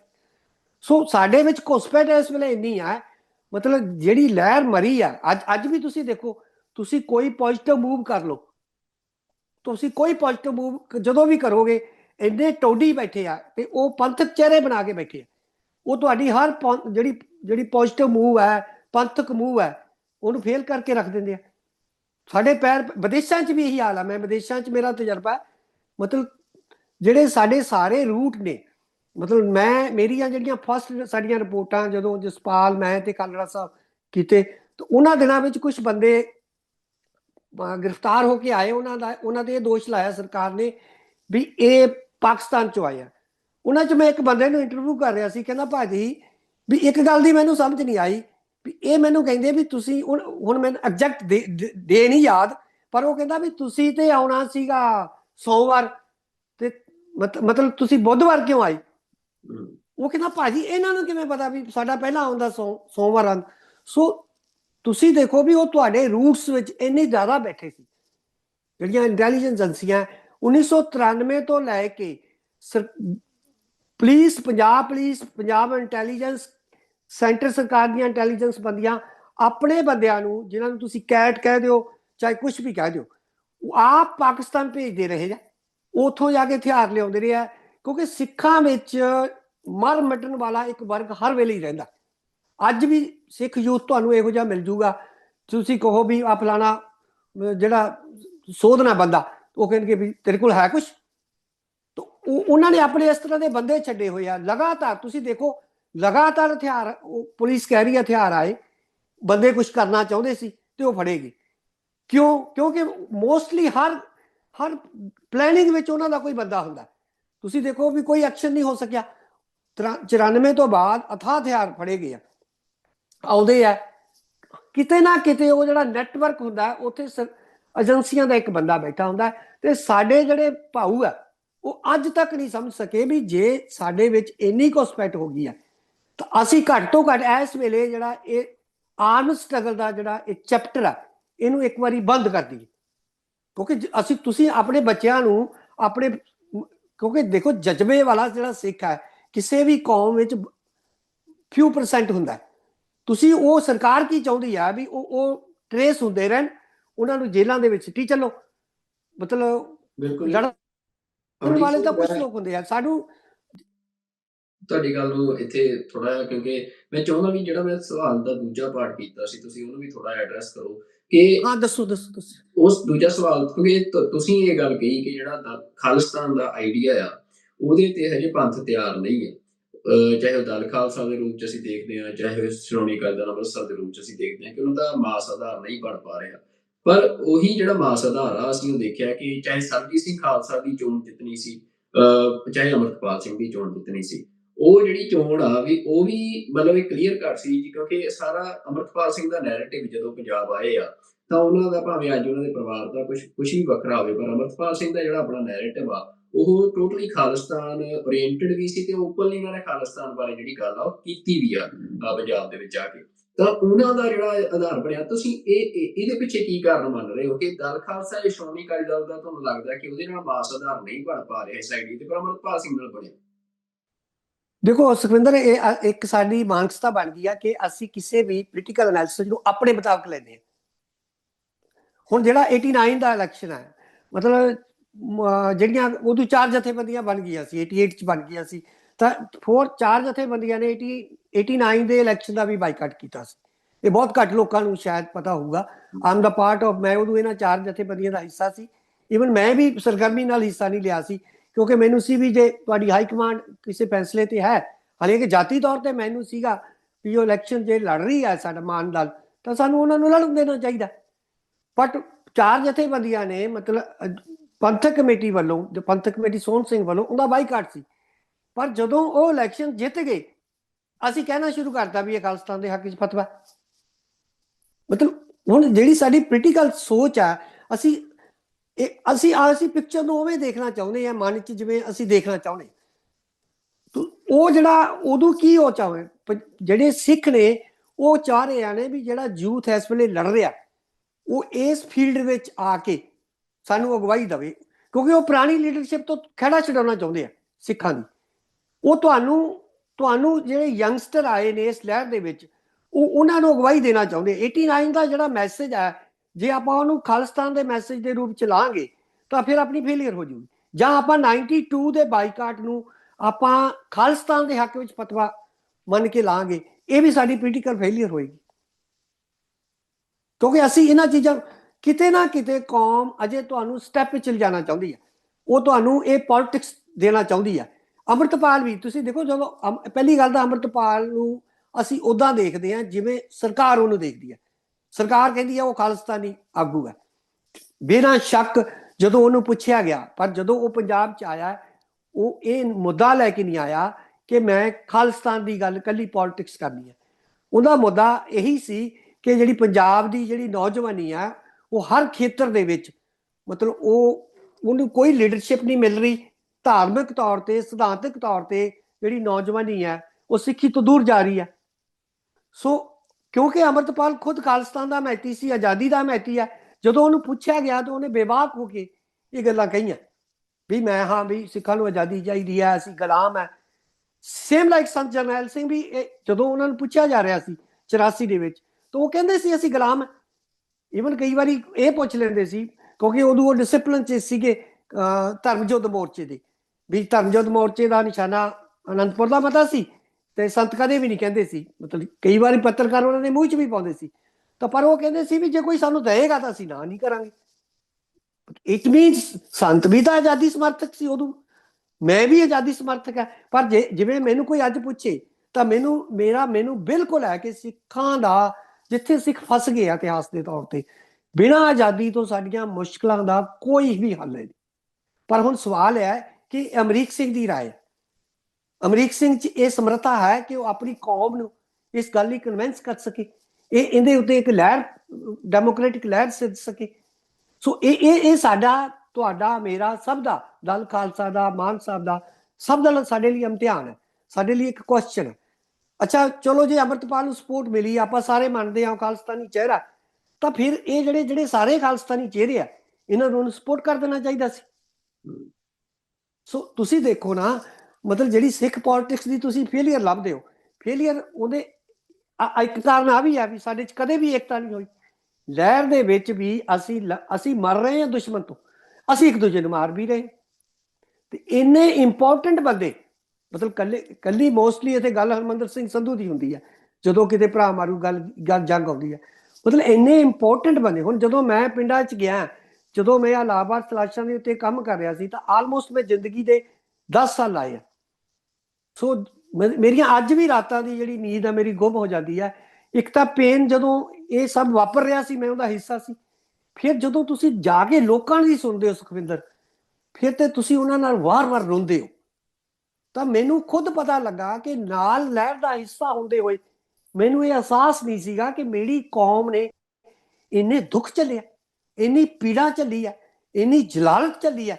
ਇਹ ਮੈਨੂੰ ਕਈ ਵਾਰ ਲੱਗਦਾ ਕਿ ਜਿਹੜੀ ਸਾਡੀ ਲੀਡਰਸ਼ਿਪ ਹੈ ਇਹ ਗੱਲ ਤੇ ਕਰਦੀ ਹੈ ਸਾਡੇ ਨਾਲ, ਪਰ ਜਦੋਂ ਤੁਸੀਂ ਪੀੜ ਨੂੰ ਇਸ ਤਰ੍ਹਾਂ ਦੇਖਦੇ ਹੋ, ਜਦੋਂ ਮਾਵਾਂ ਤੁਹਾਡੇ ਮੋਢੇ ਤੇ ਲੱਗ ਕੇ ਰੋਂਦੀਆਂ, ਜਦੋਂ ਭੈਣਾਂ ਤੁਹਾਡੇ ਨਾਲ ਮਤਲਬ ਇਸ ਤਰ੍ਹਾਂ ਰੋਂਦੀਆਂ, ਤਾਂ ਮੈਂ ਜਿਹੜੀ ਸਾਡੇ ਡਾਕੂਮੈਂਟ ਆਏ ਆ, ਇਹ ਤੇ ਕੁਝ ਵੀ ਨਹੀਂ ਪੀੜਾ ਇਹਦੇ ਚੋਂ।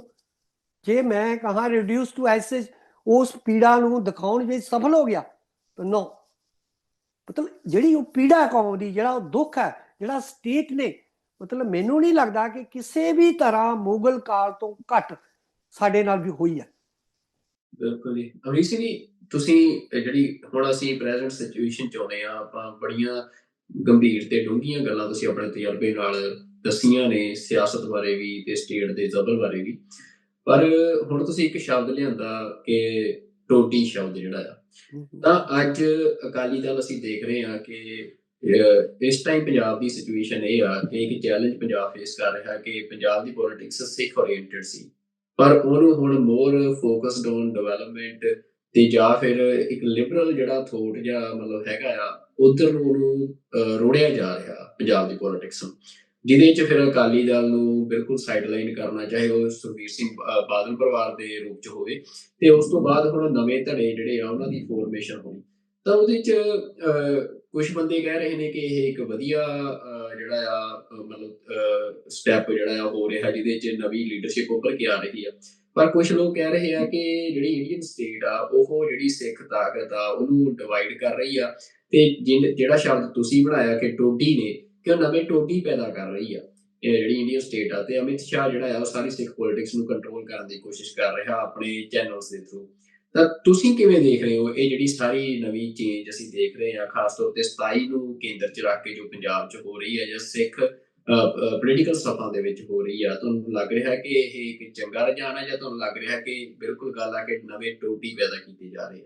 ਦੇਖੋ, ਜਾਤੀ ਤੌਰ ਤੇ ਮੈਂ ਜਦੋਂ ਇਹ ਪ੍ਰੋਸੈਸ ਚੱਲ ਰਿਹਾ ਸੀ ਅਕਾਲ ਤਖਤ ਦਾ, ਮੈਂ ਕਿਸੇ ਹੱਦ ਤੱਕ ਇਹਨੂੰ ਸਪੋਰਟ ਵੀ ਕੀਤਾ। ਈਵਨ ਮੇਰੀ ਇਹ ਵੀ ਇੱਛਾ ਸੀ ਜਾਤੀ ਤੌਰ ਤੇ ਕਿ ਜਿਹੜੀ ਭਾਈ ਅਮਰਤਪਾਲ ਸਿੰਘ ਦੀ ਧਿਰ ਹੈ ਉਹ ਇਸੇ ਹੀ ਪ੍ਰੋਸੈਸ ਦਾ ਹਿੱਸਾ ਬਣ ਕੇ ਅੱਗੇ ਅਕਾਲੀ ਦਲ ਦੇ ਉੱਤੇ ਆਵੇ, ਕਿਉਂਕਿ ਮੈਨੂੰ ਸੀਗਾ ਕਿ ਜੇ ਇਹ ਪ੍ਰੋਸੈਸ ਚੱਲਿਆ ਤੇ ਨਵੀਂ ਲੀਡਰਸ਼ਿਪ ਇਹਦੇ ਚੋਂ ਨਾ ਉੱਭਰ ਕੇ ਆਈ ਤਾਂ ਇਹ ਮੀਨਿੰਗਲੈਸ ਹੋ ਕੇ ਰਹਿ ਜਾਏਗਾ। ਜਿਹਦੇ ਕਿ ਜਿਹੜਾ ਸਾਨੂੰ ਅਜੇ ਵੀ ਡਰ ਹੈ, ਮਤਲਬ ਇਹ ਡਰ ਹੈਗਾ। ਹੁਣ ਇਹ ਸਵਾਲ ਜਿਹੜਾ ਅਜੇ ਮੈਂ ਇਹ ਟੋਡੀ ਸ਼ਬਦ ਗਿਆਨੀ ਹਰਪ੍ਰੀਤ ਸਿੰਘ ਲਈ ਨਹੀਂ ਵਰਤਾਂਗਾ, ਮਤਲਬ ਇਹ ਗਿਆਨੀ ਹਰਪ੍ਰੀਤ ਸਿੰਘ ਦੇ ਅਮਲ ਨੇ ਅੱਗੇ ਜਾ ਕੇ ਦੱਸਣਾ ਕਿ ਉਹ ਕਿਉਂਕਿ ਜਿਹੜੀਆਂ ਪਹਿਲੀਆਂ ਸਟੇਟਮੈਂਟਾਂ ਉਹਨਾਂ ਦੀਆਂ 2-3 ਦਿਨ ਦੀਆਂ ਮੈਂ ਲਿਖਿਆ ਵੀ ਆ ਆਪਣੇ ਫੇਸਬੁੱਕ ਦੇ ਉੱਤੇ ਕਿ ਮਤਲਬ ਜਿਹੜੀ ਸਿੱਖ ਲੀਡਰਸ਼ਿਪ ਹੈ ਉਹ ਜਦੋਂ ਕੋਈ ਉਹਨੂੰ ਉਹ ਕਿਸੇ ਰੁਤਬੇ ਤੇ ਆ ਜਾਂਦੀ ਹੈ ਤਾਂ ਇੱਕਦਮ ਉਹਦਾ ਜਿਹੜਾ ਰਵੱਈਆ ਰਾਸ਼ਟਰਵਾਦੀ ਕਿਉਂ ਹੋ ਜਾਂਦਾ, ਇੱਕਦਮ ਉਹਦਾ ਜਿਹੜਾ ਰਵੱਈਆ ਧਰਮ ਨਿਰਪੱਖ ਵਾਲਾ ਕਿਉਂ ਹੋ ਜਾਂਦਾ। ਮਤਲਬ ਸ਼ੁਰੂ 'ਚ ਪਹਿਲੇ 2-3 ਦਿਨ ਤੁਸੀਂ ਯਾਨੀ ਹਰਪ੍ਰੀਤ ਸਿੰਘ ਨੂੰ ਦੇਖੋ ਤਾਂ ਉਹਨਾਂ ਦੀ ਜਿਹੜੀ ਹਿੰਦੁਸਤਾਨ ਟਾਈਮਜ਼ ਦੇ ਉੱਥੇ ਐਡੀਟਰ ਜਾ ਕੇ ਰਮੇਸ਼ ਬਨਾਇਕ ਨਾਲ ਇੰਟਰਵਿਊ ਕਰ ਰਿਹਾ, ਜਾਂ ਉਹ ਪੰਜਾਬ ਦੇ ਮੁੱਦਿਆਂ ਤੇ ਅਸੀਂ ਗੱਲ ਕਰਾਂਗੇ। ਸਵਾਲ ਦੇਖੋ, ਹੁਣ ਅਕਾਲੀ ਦਲ ਅੱਗੇ ਸਵਾਲ ਪੰਜਾਬ ਦੇ ਮੁੱਦੇ ਜਾਂ ਪਾਣੀਆਂ ਦਾ ਸਵਾਲ ਨਹੀਂ, ਇੱਥੇ ਸਾਡੀ ਹਸਤੀ ਆ ਜਿਹੜੀ ਸਿੱਖ ਕੌਮ ਦੀ, ਸਿੱਖ ਪੰਥ ਦੀ ਹਸਤੀ ਜਿਹੜੀ ਆ ਇਸ ਵੇਲੇ ਖਤਰੇ ਵਿੱਚ ਆ। ਸਵਾਲ ਹੈ ਉਹਨੂੰ ਸੰਬੋਧਨ ਹੋਣ ਦਾ ਸਵਾਲ ਹੈ ਬਈ ਉਹ ਸਾਡੀ ਹਸਤੀ ਨੂੰ ਮਿਟਾ ਦੇਣਾ ਚਾਹੁੰਦੇ ਆ, ਸਾਡੀ ਪੰਥਕ ਹਸਤੀ ਉੱਤੇ ਵਾਰ ਹੈ ਇਸ ਵੇਲੇ। ਪਹਿਲਾਂ ਸਾਡੇ ਤੇ ਵਾਰ ਸੀਗਾ ਸਾਨੂੰ ਸਰੀਰਕ ਤੌਰ ਤੇ ਖਤਮ ਕਰਨਾ, ਕਤਲੇਆਮ ਕੀਤਾ, ਨਸਲ ਘਾਤ ਕੀਤਾ।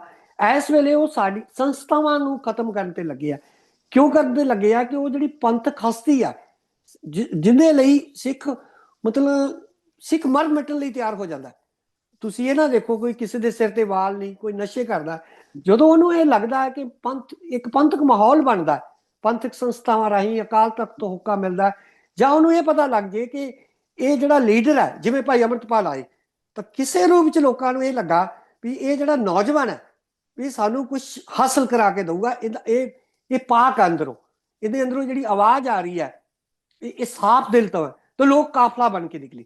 ਹੁਣ ਜੇ ਤੁਸੀਂ ਕਹੋ ਕਿ ਇਹ ਤਾਕਤ ਅਮਰਤਪਾਲ ਦੀ ਖੁਦ ਦੀ ਹੈ, ਅਮਰਤਪਾਲ ਇੱਕ ਇਸ ਤਰ੍ਹਾਂ ਦਾ ਮਾਹੌਲ ਦੇ ਗਿਆ, ਕਿਵੇਂ ਦੇ ਗਿਆ ਮੈਨੂੰ ਵੀ ਨਹੀਂ ਸਮਝ ਆਉਂਦੀ। ਇਹਨੂੰ ਤੁਸੀਂ ਕੌਤਕ ਹੀ ਕਹੋਗੇ ਕਿ ਇੱਕ ਨੌਜਵਾਨ ਹੈ ਬਾਹਰੋਂ ਆਉਂਦਾ, ਉਹ ਜੁੜਿਆ ਹੋਇਆ ਪੰਥ ਨਾਲ, ਪਿਛਲੇ 8-10 ਸਾਲ ਤੋਂ ਮੈਂ ਇਹਦੀਆਂ ਪੋਸਟਾਂ ਵੇਖਦਾ, ਉਹਦੇ 'ਚ ਪੇਨ ਤਾਂ ਸਾਡੇ ਵਾਂਗ ਹੈ, ਜਿਵੇਂ ਤੁਹਾਡੇ 'ਚ ਹੈ ਮੇਰੇ 'ਚ ਹੈ, ਉਸ ਤਰ੍ਹਾਂ ਦੀ ਪੇਨ ਹੈ। ਪਰ ਉਹਨੇ ਕੋਈ ਇੱਥੇ ਐਕਟਿਵਿਜ਼ਮ ਨਹੀਂ ਕੀਤਾ ਸੀ, ਇੱਥੇ ਕੋਈ ਪੰਥਕ ਲੀਡਰਸ਼ਿਪ ਦੇ ਨਾਲ ਵਿਚਰਿਆ ਨਹੀਂ ਸੀ। ਪਰ ਜਦੋਂ ਉਹ ਆਇਆ, ਜਿਸ ਤਰ੍ਹਾਂ ਦਾ ਫੇਥ ਕੌਮ ਨੇ ਉਹਦੇ ਤੇ ਦਿਖਾਇਆ, ਜਿਸ ਤਰ੍ਹਾਂ ਦਾ ਵਿਸ਼ਵਾਸ ਕੀਤਾ ਕੌਮ ਨੇ ਉਹਦੇ ਤੇ, ਮਤਲਬ ਇਹ ਇੱਕ ਆਪਣੇ ਆਪ 'ਚ ਮਤਲਬ ਇੱਕ ਕਰਾਮਾਤ ਹੈ, ਇਹ ਪੰਥ ਦੀ ਤਾਕਤ ਹੈ। ਸੋ ਇਹ ਜਿਹੜੀ ਤਾਕਤ ਹੈ, ਮਤਲਬ ਮੈਨੂੰ ਲੱਗਦਾ ਹੈ ਕਿ ਉਹ ਜਿਹੜੀ ਸਰਕਾਰ ਹੈ, ਏਜੰਸੀਆਂ, ਉਹ ਇਹ ਸਮਝ ਚੁੱਕੀਆਂ ਸੀ ਵੀ ਅਸੀਂ ਭੋਗ ਪਾਤਾ। ਜਿਹੜਾ ਸੰਤ ਬਾਬਾ ਜਰਨੈਲ ਸਿੰਘ ਵਾਲਾ ਫਿਨੋਮਨਾ, ਜਾਂ ਤੁਸੀਂ ਇਹਨੂੰ ਖਾੜਕੂਵਾਦ ਨਾਲ ਫਿਨੋਮਨਾ ਕਹਿ ਦਿਓ, ਚਾਹੇ ਤੁਸੀਂ ਇਹਨੂੰ ਗਰਮ ਦਲੀ ਕਹਿ ਦਿਓ, ਉਹ ਆਪਣੇ ਢੰਗ ਨਾਲ ਉਹਨਾਂ ਨੇ ਭੋਗ ਇਹਦਾ ਪਾਤਾ ਸੀ। ਪਰ ਜਿਹੜਾ ਅਮਰਤਪਾਲ ਵਾਲਾ ਵਰਤਾਰਾ, ਇਹਨੇ ਸਰਕਾਰ ਨੂੰ ਇਹ ਦੱਸ ਦਿੱਤਾ ਕਿ ਜਿਹੜਾ ਸਿੱਖ ਹੈ ਇਹ ਐਡਜਸਟ ਕਰਦਾ, ਇਹ ਐਡਜਸਟ ਕਰੇਗਾ। ਕੋਈ ਵੀ ਜ਼ੁਲਮ ਹੈ ਜਿਹੜਾ ਦੁਨੀਆ ਦਾ, ਇਹ ਕੋਈ ਸਿੱਖ, ਕੋਈ ਐਸਾ ਪਾਕ ਦਿਲ ਵਾਲਾ ਆਏਗਾ, ਡਜ਼ਨਟ ਮੈਟਰ। ਅੱਜ ਜੇ ਅਮਰਤਪਾਲ ਨੂੰ ਕੋਈ ਆਪਣੇ ਜ਼ੁਲਮ ਲਈ ਇਸ ਸੀਨ ਤੋਂ ਪਾਸੇ ਵੀ ਕਰ ਦਿੰਦੇ ਆ, ਤਾਂ ਇਹ ਮਤ ਸਮਝ ਲਓ ਕਿ ਵੀ ਸਿੱਖ ਦਬ ਜਾਣਗੇ, ਸਿੱਖ ਐਡਜਸਟ ਕਰਨਗੇ, ਕੋਈ ਹੋਰ ਅਮਰਤਪਾਲ ਆਏਗਾ ਤੇ ਸਿੱਖ ਫਿਰ ਲਹਿਰ ਬਣ ਕੇ ਇਸ ਤਰ੍ਹਾਂ ਨਿਕਲਣ। ਇਹ ਜਿਹੜਾ ਸਿੱਖਾਂ ਦਾ ਲਾਵਾ ਅੰਦਰ ਪਿਆ, ਜਿਹੜਾ ਇਹ ਦਬ ਨਹੀਂ ਸਕਦਾ, ਮਤਲਬ ਮੈਨੂੰ ਲੱਗਦਾ। ਪਰ ਲੀਡਰਸ਼ਿਪ ਦੀ ਜ਼ਿੰਮੇਵਾਰੀ ਇਹ ਹੈ ਕਿ ਸਿੱਖਾਂ ਨੂੰ ਅਸੀਂ ਵਾਰ-ਵਾਰ ਉਬਾਲਾ ਦਵਾ ਕੇ ਉਹਨਾਂ ਦੇ ਇਹਨਾਂ ਜਜ਼ਬਾਤਾਂ ਨੂੰ ਕ੍ਰਿਟੀਕਲੀ ਟਰਾਂਸਲੇਟ ਕੀਤੇ ਬਿਨਾਂ ਰਿਜ਼ਲਟ ਤੋਂ ਅਸੀਂ ਨੈਗੇਟਿਵ ਤੇ ਲੈ ਜਾਇਆ ਕਰੀਏ। ਇਹ ਸਾਡੀ ਜ਼ਿੰਮੇਵਾਰੀ ਹੈ ਕਿ ਅਸੀਂ ਕੌਮ ਦੀ ਜਿਹੜੀ એનર્ਜੀ ਹੈ, ਜਿਹੜੀ ਵਾਰ-ਵਾਰ ਉਹ ਸਾਨੂੰ ਪੇ ਕਰਦੇ ਆ, ਜਿਸ ਤਰ੍ਹਾਂ ਡੇਰੇ ਸਾਧ ਵੇਲੇ ਕੌਮ ਇੱਕਦਮ ਅਵਾਲਾ ਬਣ ਕੇ ਬਾਹਰ ਆਈ। ਮਤਲਬ ਕਿਤੇ ਨਾ ਕਿਤੇ ਕੌਮ ਜਦੋਂ ਬਾਹਰ ਆਉਂਦੀ ਆ ਤਾਂ ਉਹ ਆ ਤਾਂ ਜਾਂਦੀ ਆਪਣੇ ਜਜ਼ਬਾਤਾਂ ਨਾਲ, ਆਪਣੀ ਤਾਕਤ ਦੇ ਸਿਰ ਦੇ ਉੱਤੇ, ਪਰ ਜਦੋਂ ਸਾਹਮਣੇ ਜਿਹੜੀ ਲੀਡਰਸ਼ਿਪ ਆਉਂਦੀ ਆ, ਕਿਤੇ ਨਾ ਕਿਤੇ ਕੌਮ ਦੇ ਵਿੱਚ ਉਹਨਾਂ ਪ੍ਰਤੀ ਸ਼ੰਕੇ ਨੇ। ਜਿਹੜੀ ਤੁਸੀਂ ਅੰਮ੍ਰਿਤਪਾਲ ਤੇ ਦੂਜੀ ਲੀਡਰਸ਼ਿਪ 'ਚ ਮੈਨੂੰ ਫਰਕ ਸਮਝ ਕਹਿ ਰਹੇ ਹੋ, ਪਹਿਲੀ ਪੁਰਾਣੀ ਲੀਡਰਸ਼ਿਪ ਤੋਂ ਕੌਮ ਆਲਮੋਸਟ ਸ਼ੱਕੀ ਹੋ ਚੁੱਕੀ ਹੈ। ਉਹ ਸ਼ੱਕੀ ਦਾ ਮਤਲਬ ਇਹ ਨਹੀਂ ਕਿ ਉਹ ਉਹਨਾਂ ਨੂੰ ਬੇਈਮਾਨ ਸਮਝਦੀ ਹੈ, ਸ਼ੱਕੀ ਦਾ ਮਤਲਬ ਇਹ ਨਹੀਂ ਕਿ ਉਹ ਸਮਝਦੀ ਆ ਉਹ ਕਰਪਟ ਹੈ ਜਾਂ ਸਰਕਾਰ ਨਾਲ ਰਲ ਚੁੱਕੇ ਆ। ਕਿਸੇ ਨਾ ਕਿਸੇ ਤਰ੍ਹਾਂ ਉਹਨਾਂ ਦੀ ਪੋਲੀਟੀਕਲ ਕਾਬਲੀਅਤ ਉੱਤੇ ਕੌਮ ਦੇ ਮਨ 'ਚ ਕਿਤੇ ਨਾ ਕਿਤੇ ਸ਼ੰਕਾ ਹੈ। ਉਹ ਸ਼ੰਕੇ ਨੂੰ ਉਹ ਜਿਹੜੀ ਪਹਿਲੀ ਸਥਾਪਿਤ ਲੀਡਰਸ਼ਿਪ ਹੈ, ਜਿਹਨੂੰ ਤੁਸੀਂ ਗਰਮਦਲੀ ਕਹਿ ਲਓ, ਆਜ਼ਾਦੀ ਪਸੰਦ ਕਹਿ ਲਓ, ਉਹ ਸਮਝ ਨਹੀਂ ਪਾਈ। ਉਹ ਆਪਣੇ ਇੱਕੋ ਗੱਲ ਤੇ ਖੜੀ ਆ ਕਿ ਅਸੀਂ ਕੁਰਬਾਨੀ ਕੀਤੀ ਹੈ, ਅਸੀਂ ਕੌਮ ਲਈ ਹੁਣ ਵੀ ਕੁਰਬਾਨੀ ਕਰ ਰਹੇ ਹਾਂ, ਅਸੀਂ ਕਦੇ ਵਿਕੇ ਨਹੀਂ। ਸਵਾਲ ਇਹ ਨਹੀਂ ਹੁੰਦਾ ਕਿ ਤੁਸੀਂ ਵਿਕੇ ਨਹੀਂ, ਸਵਾਲ ਇਹ ਨਹੀਂ ਹੁੰਦਾ ਕਿ ਤੁਸੀਂ ਆਪਣੇ ਨਿਸ਼ਾਨੇ ਦੇ ਉੱਤੇ ਖੜੇ ਹੋ। ਸਵਾਲ ਇਹ ਹੈ ਕਿ ਜਿਸ ਕੌਮ ਲਈ ਤੁਸੀਂ ਲੜ ਰਹੇ ਹੋ, ਉਸ ਕੌਮ ਨੂੰ ਦੇ ਵਿਸ਼ਵਾਸ ਨੂੰ ਜਿੱਤ ਕੇ ਤੁਸੀਂ ਉਹਨੂੰ ਆਪਣੀ ਅਗਵਾਈ ਵਿੱਚ ਜਥੇਬੰਦ ਕਰਨ ਵਿੱਚ ਕਾਮਯਾਬ ਹੋ ਪਾ ਰਹੇ ਹੋ, ਜਿਹੜੇ ਕਿ ਉਹ ਨਹੀਂ ਹੋ ਪਾ ਰਹੇ, ਜਿਹਦੇ ਮੁਕਾਬਲੇ ਅੰਮ੍ਰਿਤਪਾਲ ਹੋ ਪਾਇਆ। ਤੇ ਕੱਲ ਦੇ ਫਿਊਚਰ ਬਾਰੇ ਮੈਂ ਨਹੀਂ ਕਹਿ ਸਕਦਾ ਉਹ ਬਾਹਰ ਕਦੋਂ ਆਉਂਦਾ, ਪਰ ਇੱਕ ਵਾਰ ਉਹਨੇ ਸਾਨੂੰ ਇਹ ਸਾਬਤ ਕਰ ਦਿੱਤਾ ਕਿ ਕੌਮ ਨਹੀਂ ਮਰੀ, ਲੀਡਰਸ਼ਿਪ ਦੇ ਵਿੱਚ ਹੀ ਕਮੀ ਸੀ ਕਿਤੇ। ਬਿਲਕੁਲ ਜੀ।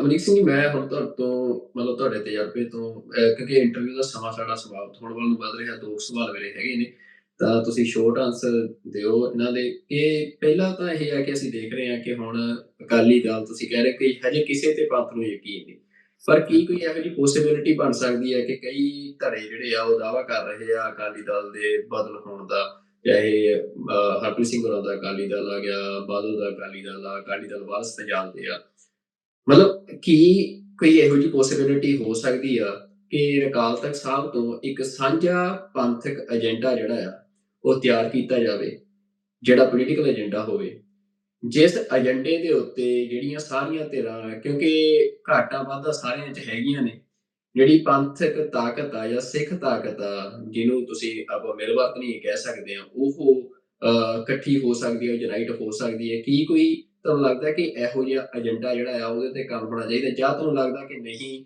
ਬਾਕੀ ਦੇ ਗਰੁੱਪਾਂ ਨੂੰ ਛੱਡ ਕੇ, ਜਿਵੇਂ ਤੁਸੀਂ ਜੇ ਕਿਸੇ ਗਰੁੱਪ ਦੀ ਸਪੋਰਟ ਕਰਦੇ, ਕੋਈ ਕਿਸੇ ਗਰੁੱਪ ਦੀ ਸਪੋਰਟ ਕਰ ਰਿਹਾ, ਤਾਂ ਏਦਾਂ ਹੀ ਜਿਹੜੀ ਸਿੱਖ ਤਾਕਤ ਆ ਉਹਨੂੰ ਚੱਲਣ ਦੇਣਾ ਚਾਹੀਦਾ ਹੈ? ਨਹੀਂ, ਮੈਨੂੰ ਲੱਗਦਾ ਕਿ ਜਿਹੜੀ ਗੱਲ ਤੁਸੀਂ ਕਹੀ ਹੈ ਬਿਲਕੁਲ ਠੀਕ ਹੈ। ਕੋਈ ਵੀ ਇਸ ਵੇਲੇ ਇਸ ਤਰ੍ਹਾਂ ਦਾ ਕੋਈ ਵੀ ਗਰੁੱਪ ਨਹੀਂ ਹੈਗਾ ਜਿਹੜਾ ਇਕੱਲਾ ਮਤਲਬ ਸਾਰੇ ਸਿੱਖ ਪੰਥ ਦਾ ਵਿਸ਼ਵਾਸ ਜਿੱਤ ਸਕੇ, ਜਿਹੜੀ ਕਿ ਸਾਡੇ ਲਈ ਬਹੁਤ ਜ਼ਰੂਰੀ ਹੈ।